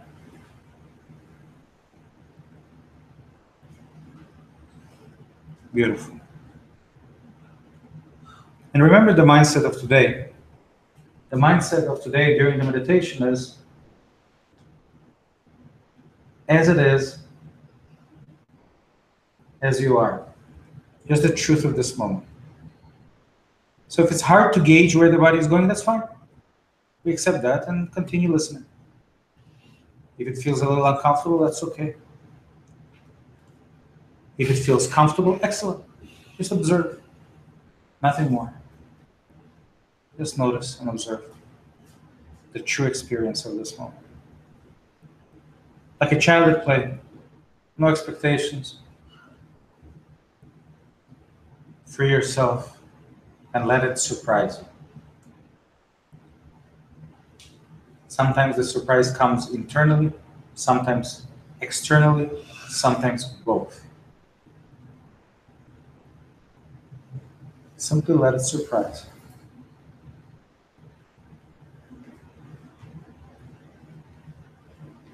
I'm going to give you a few moments of quiet. I'm going to raise the energy a little higher. Again, paying attention to hands and wrists, freeing the head and the neck, allowing the body to be free, and see which way it may pull or push. And don't balance yourself back, just relax into the direction the body may pull. It may look like movement, like bending, like a dance. It may be stillness. You may feel light or you may feel heavy. It's all good. That's it. Trust your body. Let it surprise you.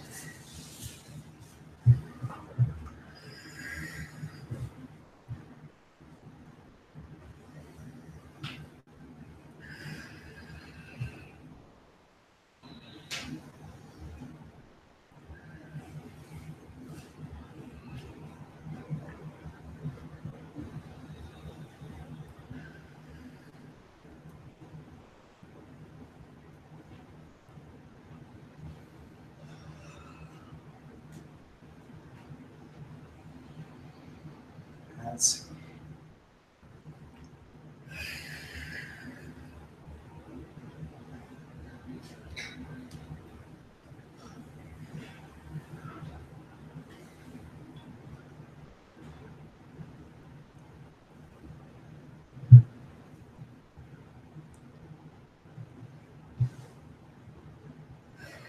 Very good. More freedom.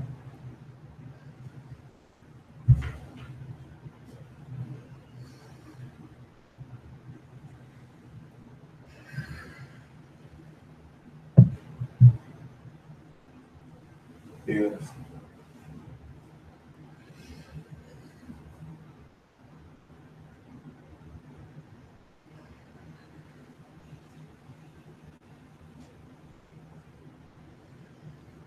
Trust your body, let it surprise you.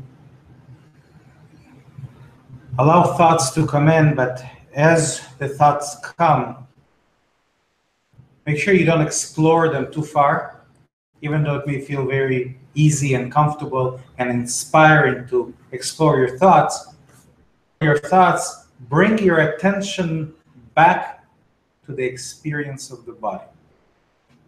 So as I say, pay attention to your hands and wrists. Pay attention to your head and your neck. Pay attention to your shoulders, between your shoulders. Just pay attention, just observe, as if you were watching a sunset or a sunrise, as if you were watching waves come and go. Just observe. You're not affecting it, you're not trying to affect it. You're accepting it as it is, nature inside of you, within you, and you're allowing it to express. And we talk about the mindset of experiencing this moment from a state of love, not from a state of fight. You're not trying to fight to achieve a certain state or a certain experience. You're not forcing your body into anything, but you're literally just observing and allowing as you are, as it is.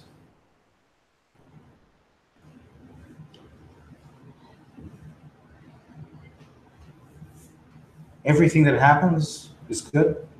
Every experience is good. Stillness is good. Movement is good. Let it awaken from within. Let it surprise you. If it's surprising you, you're doing it right.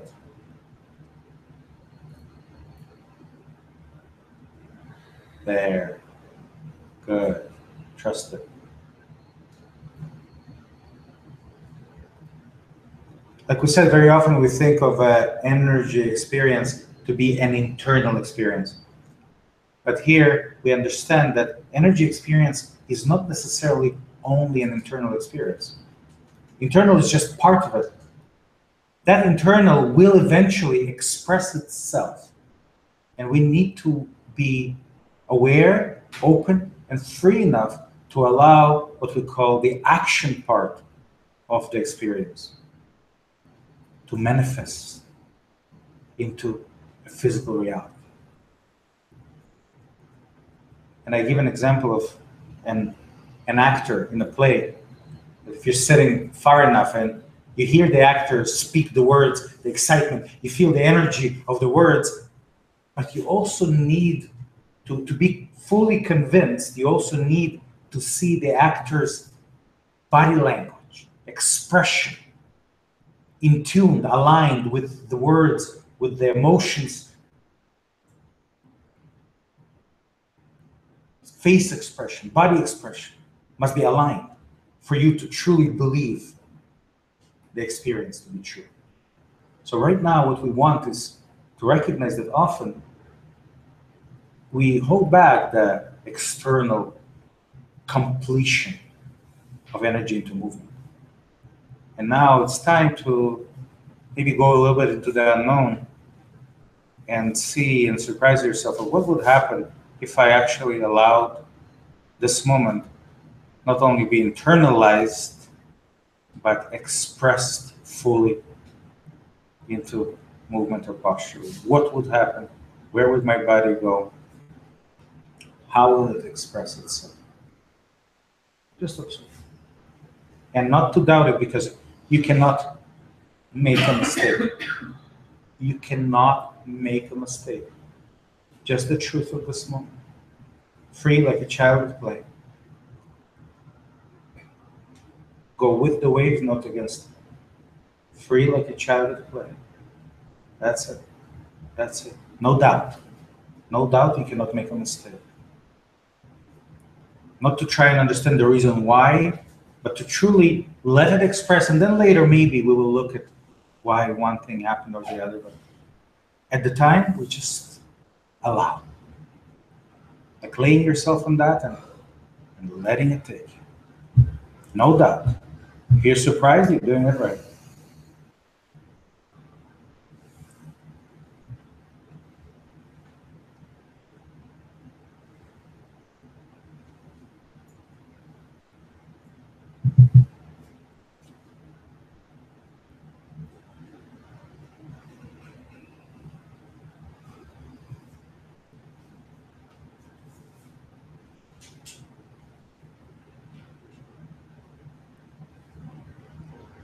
That's more freedom.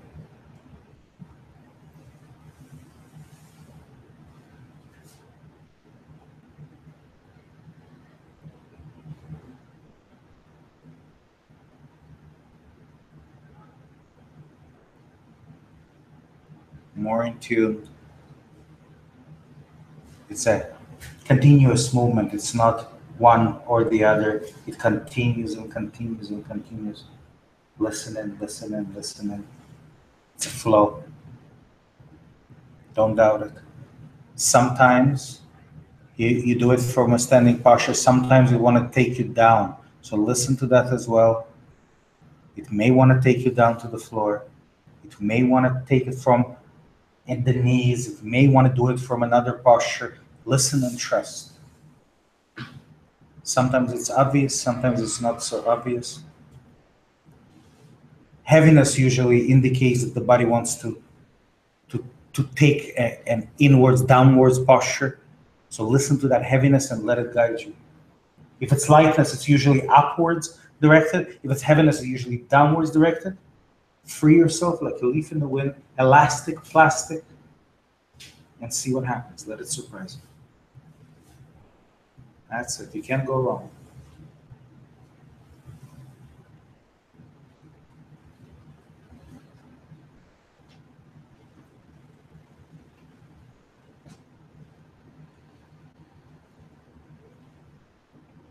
We're just awakening an internal ability. We call it self-regulation, where we raise the energy and allow the body to self-regulate. Our mindsets, the before, during, and the after, support a healthy, natural, organic, unified self-regulation process.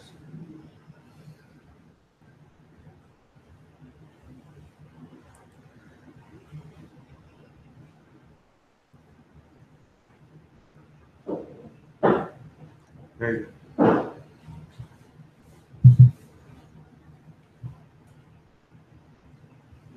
More freedom. I'm going to raise the energy a little higher. Listen to the energy. When I say listen to the energy, it means that you're listening to the experience of the body, to the shift, to the change. As I raise the energy, you will feel a little bit of a change. Maybe it's softer, maybe it's harder, maybe the movement suddenly shifted a little. Any experience of such. Lightness, heaviness, deeper. That's it.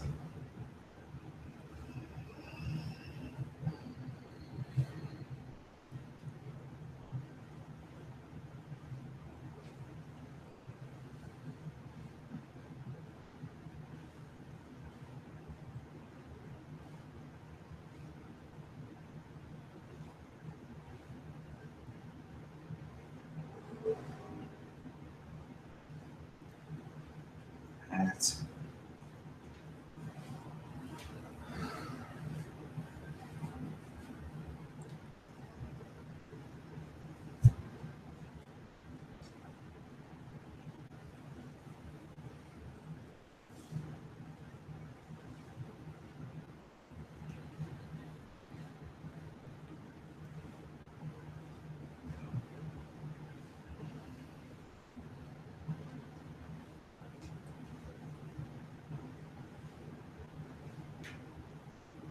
Just the truth of this moment, remind yourself of that.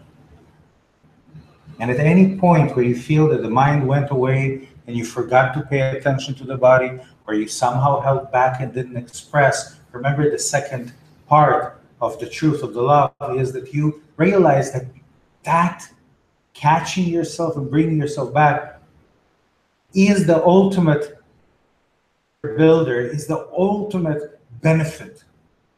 Bigger, much bigger than when you're in the flow and nothing happened.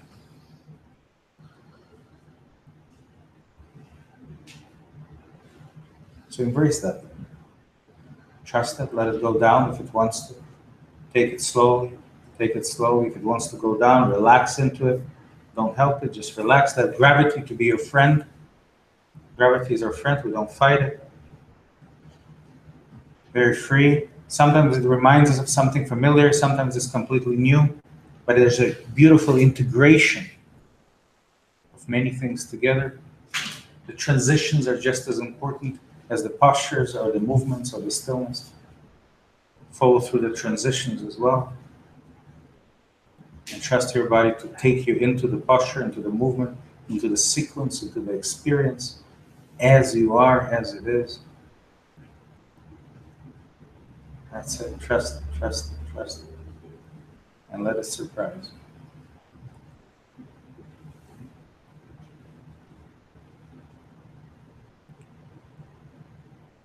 Ultimately, this work is not for the movement or for the posture. It's not for the sensation or for the experience. It's for the expansion that we later bring into our life. We achieve it through this delicate reconnection and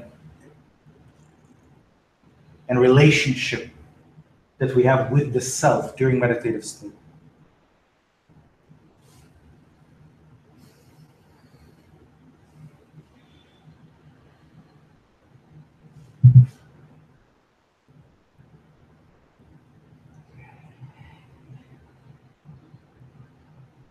Beautiful. Trust it, no expectations. No expectations, don't define your outcomes, and you will go into the unknown, allowing your system to show you the step-by-step intermediate postures, intermediate experiences that are unique to you and to this moment.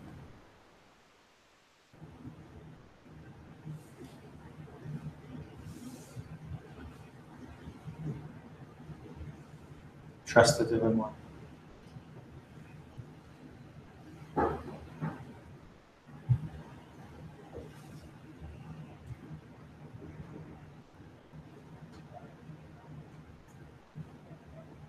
That's it. That's it. More freedom. Relax into it. Relax into it. Don't help it.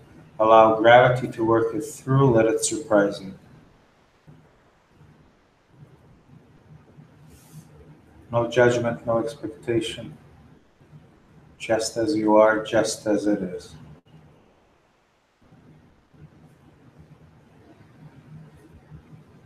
Out of love, not out of fight, not out of effort. There's no effort in this. You just allow, let, follow, accept, trust, and allow yourself to be surprised and led by something that is part of you, comes from the inside. Internal choreographer is guiding you, and you're walking towards something as opposed to running away from something or trying to achieve something.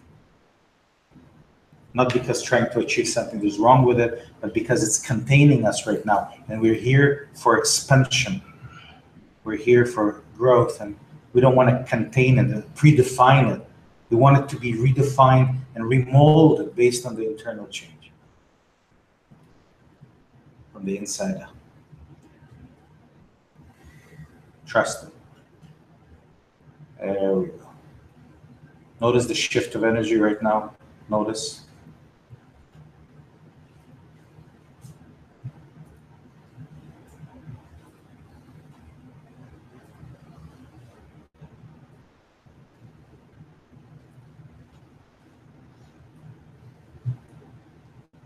More freedom. Just trust it.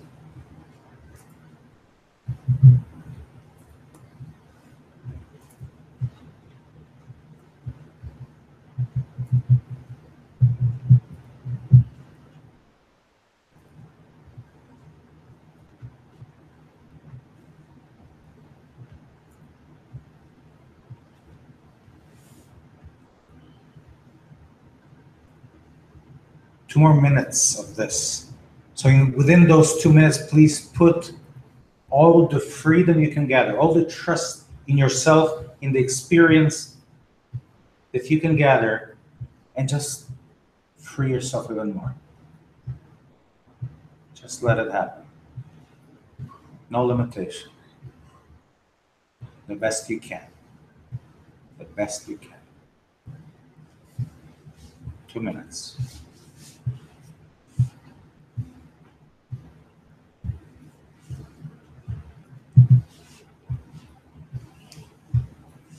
That's it. 2 minutes.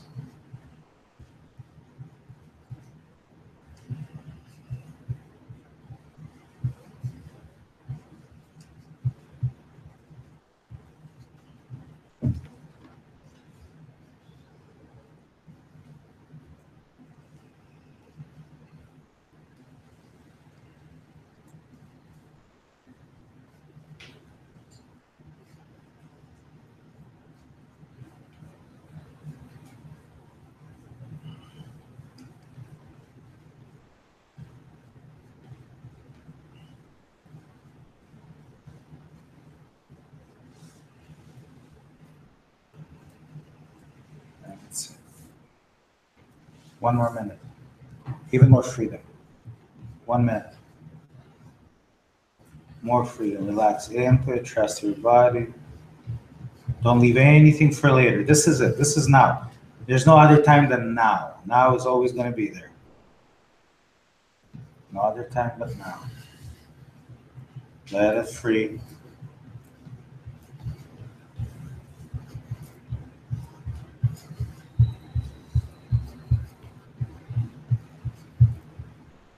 More freedom. Excellent. Excellent. Excellent. As far as it wants, whenever it wants. No restriction. 30 more seconds.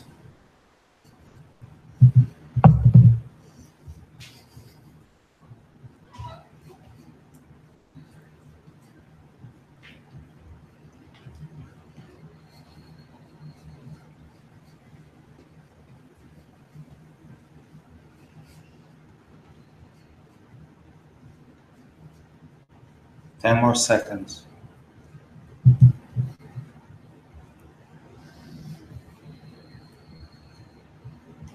Free your breath. You're trying a little too hard. Sometimes we should stop trying and just let it happen. Take your time. As soon as you're ready, you've done very well. Please open your eyes.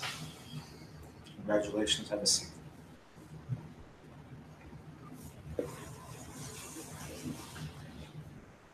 I kept hitting your desk. Yes. But it thought I was in the seat, but I guess you moved, right? When you- I did not move. It was all you. I know, I'm kidding. Okay. Okay. Very good. Very good. Congratulations. Very good energy. As I always say, what we do here is it's not what you're experiencing is really not only my energy, because my energy just inspires yours. What we're experiencing is the birth of new energy between us. So each and every one of you has your own experience. When I raise the energy, your energy rises, and what we're experiencing is the birth of the energy between us. And ultimately, the more true I am to this moment, the more open and true you are, the more exciting the birth is. And that birth gives different kinds of sensations, unique experience with each and every person, as we have our own challenges to overcome, our own past, to awaken our own future, to be guided towards. But ultimately, it's that birth of new energy together that gives us the power.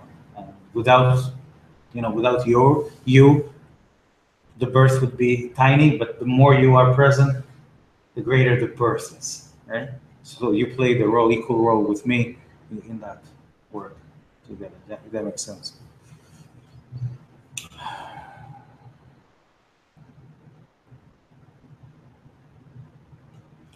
The best, I guess, after effect is when you don't have to say anything. That's the best after effect. That means we are in a certain state. Sometimes we have to say something, and that's okay too. So I'm not trying to be judgmental towards it, but often, the best after effect is when suddenly everything is clear. Suddenly everything is clear internally, and externally we feel that we're a lot more present, both in the colors, and the room becomes more, and the people become more part of us, because it's not because they become different, but because we've become more open to be in unity, and we're no longer protecting ourselves. We no longer feel threatened. So, you see the problem with trying to protect is you're fighting, and if you're fighting, you become weaker, not stronger. So no matter how techniques of protecting, the whole process of protecting is through fighting, through fear, and it's not through love, and therefore you become weaker and not stronger. You become more vulnerable. So you receive the opposite effect, even though you're trying to protect. You receive the opposite effect. The same way when I talk about trying to heal something specific, because healing something means that you're afraid of it going wrong. It comes out of fear, it comes out of survival need, and it comes with a fight. Then often what happens is that when you try and heal something, you do it with such low energy because it's a fight. It's opposite of what you want to do. What you want is to expand, and as you expand, the healing becomes a natural process, right? It's not contained, because the healing usually is not where the healing that's needed is usually not where the problem is felt. It's a system change that we need, and not your heart is not a problem, your lungs are not the problem. Your genetic code didn't change. What needs is the systematic empowerment, and then every single system organ starts working properly. So a little bit different approach from the healing modalities, because often the healing modalities use the same mindset as the external healing process, even though in the name of energy, but methodology is the same as the other healing methods, where it's from the outside in, and therefore there's a conflict sometimes. Yeah? Sometimes we need a little, but often that's not the case. Anyways, we're almost done. We're almost done for today. How did it go at home? I'll give you a chance to give us a little bit of a feedback of your experience. Vicky, my internet connection is not stable today. As long as the energy is stable, Vicky, just connect to the energy experiences, and then you can watch the replay later. Sorry to hear that.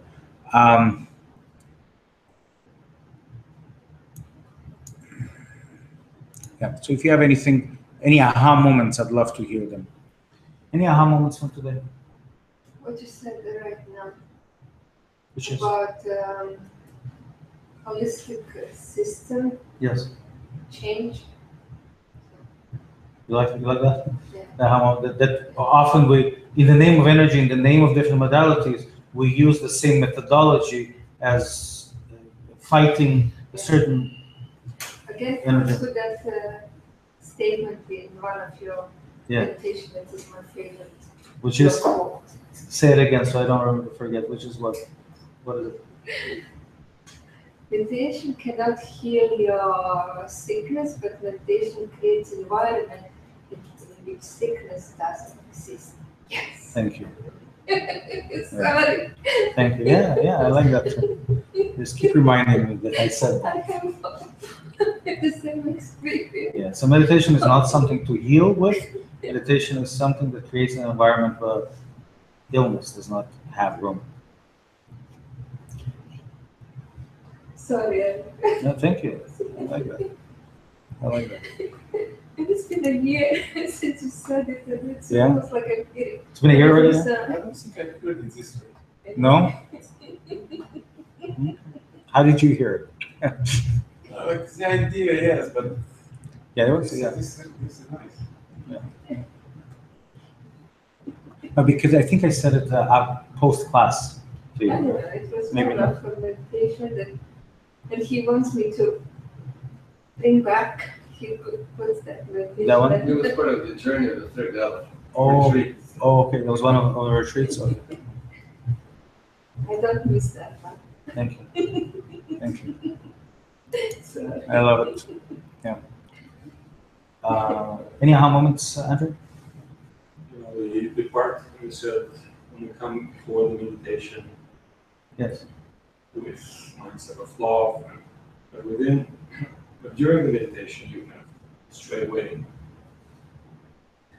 But the more that your ability to accept this part of it already, accepting it, it indeed creates almost like new coming more.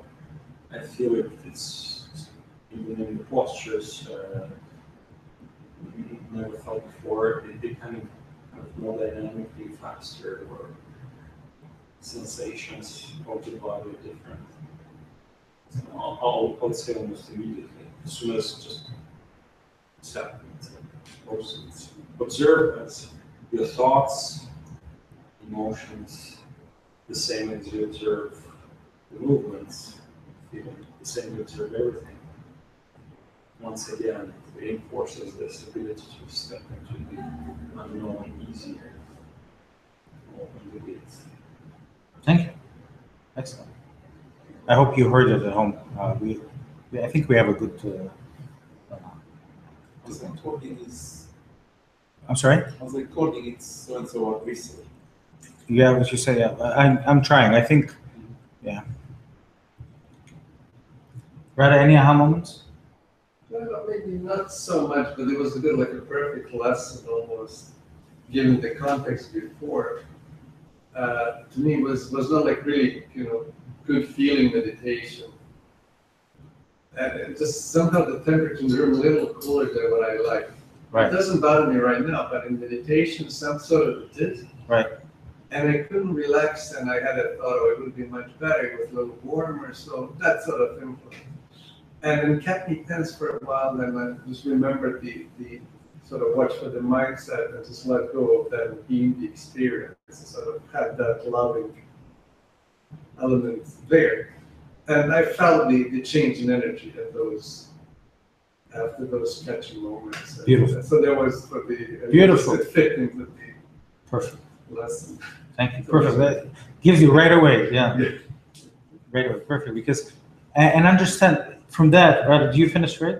Yes. Yeah. So from that, the true lesson from this is that it's not only about reminding us during the meditation of what was said, and this is all semantics, right? This is all talk.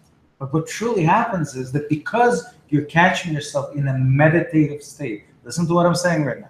Because you're catching yourself in a meditative state where new energy is being born, where you are paying attention to sensations of the body, where you've dedicated your time solely for the purpose of the intention of why, for the growth, because of that internal experience expands what we call the vocabulary of your senses and expands and gives you this new level of balance, which from this point on is yours forever to keep.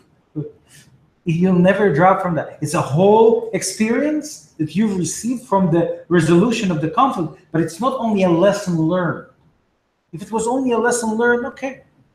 You can read the lesson, and I'll give it to you in writing and just learn the lesson. It's not only a lesson learned. There was a shift of being because it happened during a meditative state where new energy was born, where you consciously dedicated and made an effort into being with yourself in the relationship with self, and at the same time, notice the expansion of the vocabulary of the senses. That becomes an internal experience that will now serve you as a new lens. Now redefined lens of relationship with self and with the world around you forever. It's yours forever. That's the key. And you don't ever have to remember this.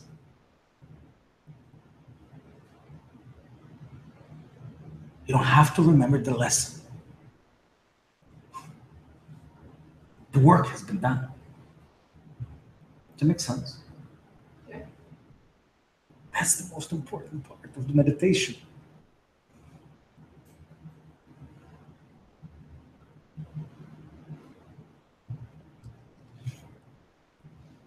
Any aha moments? At times I found myself thinking, like, how am I going to move next?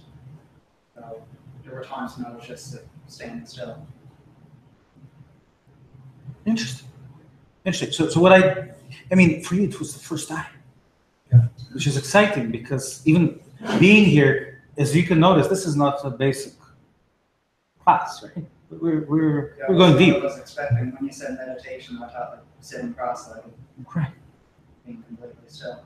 Right. But you see how the elements of meditation exist here, except we're working from the inside out and achieving a different why without having to fight the truth, but integrating. But what you've mentioned is excellent, where you actually observed and waited for the next guidance. And what I maybe didn't say to you, it was your first time, that sometimes the guidance comes truly physically guiding you, and sometimes it's purely as if you see yourself in the next posture and movement.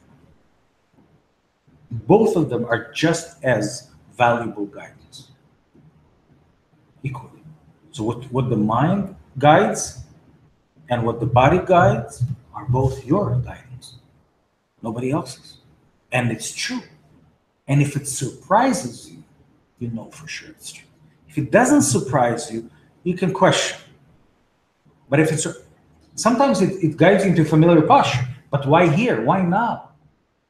Why right after this? Right? Even though the posture may be familiar or the sensation may be familiar, why did it arrive now? Why didn't something else arrive? See what I'm saying? Yeah. Perfect. Thank you. Any aha moments? I found myself, because I was very tight when I came in. Yes. Yes, emotional Very type. stressful. Yeah, so I found myself, and I found like there's just some anger and sadness inside of me. Yeah. And so I found my body was guiding to really move today. I was moving a lot today. Beautiful. And I feel that really released a lot of that stuff that I was carrying. And I feel. Sorry, I'll correct you in a second. The release caused the movement, not the movement caused the release. Oh, tell me again. The release caused the movement, not the movement caused the release. Okay. Otherwise, the order. Okay, yeah, so my body was just guiding to, and it wasn't something, it just happened, I was just moving a lot, and I guess that was the release causing the body to do that. Thank you. It's important because if the movement caused the release, then we didn't need all that. I'll just teach you the movement. But I can't teach you the movement. Only your body knows the movement right now at this moment that you need. Only your body knows how to bring the integration of experience into the movement. And if we can awaken that, because the release first, the body completes with movement, then the next release happens. The body completes with movement or with stillness. It really, stillness is movement, except it arrived because that's what the body found it needs at this moment. Okay, thank you. Any aha moments, Peter? It's amazing. Like, look, I don't remember many things. Like I try to remember now. I didn't try to remember to this meditation. It's amazing how many positions I find. It's always different. I don't go back to the same positions almost ever. Today I had one where I could see myself rolling like this, but then I saw that roll. That's not. I felt that it's not right. Okay. But I can achieve the same thing going backwards. So it was quite interesting. Yeah. And then it was interesting that at some point I was thinking that I haven't seen colors for so long, and then 10 or 15 minutes later, I don't know exactly when. Yeah. Quite Sometime often, later. I started to see some amazing colors. I didn't try to bring them. Right. Excellent. Yeah. Beautiful. Beautiful. Peter like a child. Huh? Peter like a child. But this is it. We have to be like that. You see, we want to bring back childlike curiosity, childlike excitement with self-awareness. Then we grow.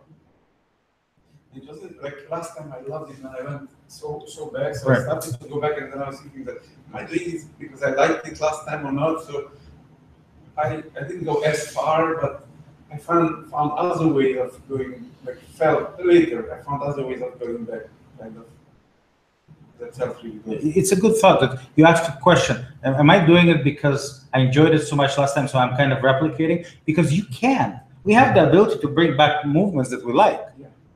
But the whole idea is not that. The whole idea is to allow the movement to come when needed, the way it's needed, and to integrate into the process. So perfect. Thank you.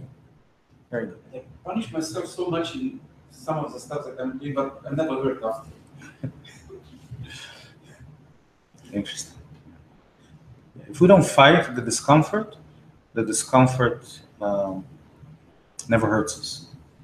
There's a whole martial arts I talked about. We had a few students from those martial arts where they hit very, very hard, but because they learn how to accept a hit, then there's not even bruising on the body. The bruising actually happens is because we resist the hit, we don't absorb it, we don't embody it, we're not in unity with the conflict, and then it leaves residue of illness. So the illness is actually self-inflicted because you're fighting the aggression. If you don't fight the aggression, you accept the hit, there's not internal, not external damage. Does that make sense? Think of cats falling, right? But that's real in their forms of martial arts. Right? The more resistant you are, the more injured you get. The more absorbed you, both mind, body, spirit, everything together. Nothing can hurt. You see that in demonstrations of Shaolin monks and everything else. They hit them with those bamboo sticks like you wouldn't believe. Right? Anyways, so I'm not here for the theater of that. I'm here for us to understand that it's true and it's good and everything's in the right place. Any aha moments? I don't know, it's pretty, talk about it was just not too many thoughts or anything, just something that is. Excellent. Good. No words is an aha moment for me, remember? Let's see. Joanne is saying, I was very excited to do the meditation prior to doing it today. Usually I just do the meditation every day. Okay, so the excitement was, okay, thank you. The excitement was the aha moment. Okay, Elvina, thank you so much, Eric, for another beautiful class. As always, it has been magical and fulfilling. Thank you so much, Elvina. Phil, hi, Eric, very free and at peace. The best I've felt all day. My body was moving like a rag doll that eventually went to the floor, felt waves of energy traveling up my spine into the neck. Even now that I'm typing, I can feel my hands vibrating and very hot. Thank you so much. Alvina says a lot of blue and purple lights I've seen while the eyes were closed. Beautiful, amazing experience. My legs were shaking. Oh my, wondering what is the connection with this experience. Shaking is shaking, Elvina. Accept it as it is. It may never come back again. Realize that there's so many different ways in which the body self-regulates. We work on the higher purpose and we let the body do what it needs to do. Remember that our next step is to what do we do with the mind to help the self-regulation process? So when we work with the inner commands and inner keys at our other meditations, then we take it even to the next level. Okay, to the other level. But here self-regulation is wonderful. We need both. Remember, when we do the inner commands and inner keys, the self-regulation, it's not instead of self-regulation, it's in parallel to it, right? So not only do we have mindsets, not only that we have self-regulation and the experience of the body, we now also have inner commands. So we build on that, okay? And the inner commands they contain certain directional wisdom, okay? Michaela, thank you, Eric. Very strong energy. It felt more vertical today. Thank you. Vicky, my internet is a little better. Thank you.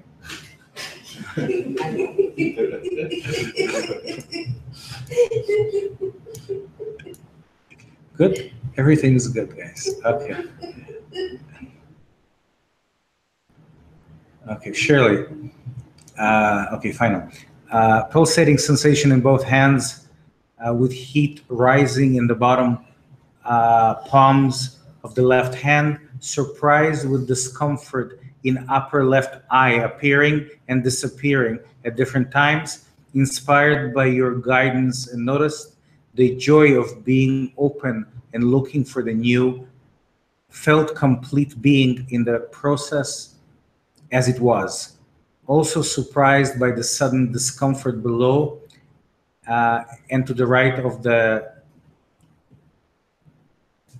sternum. Sternum might be a part of the body, followed by acceptance as it faded away. Thank you. And notice how detailed Shirley is about her experience, right? And again, everything she described was pure observation, like a sunrise and sunset, right? She's just observing it in different moments. There is no judgment. There is no, and just the joy of discomfort and the joy of comfort in the description. So she really has the way to even bring it out to us, not only in her own experience. Thank you. That's it. We're done. Thank you at home. Until next time. We've been here quite a while. 2.5 hours, just in case you were wondering. 2.5 hours of this. Okay? Clear. Thank you. Thank you. And the replay is available for you guys, so anytime you want to do it, take care.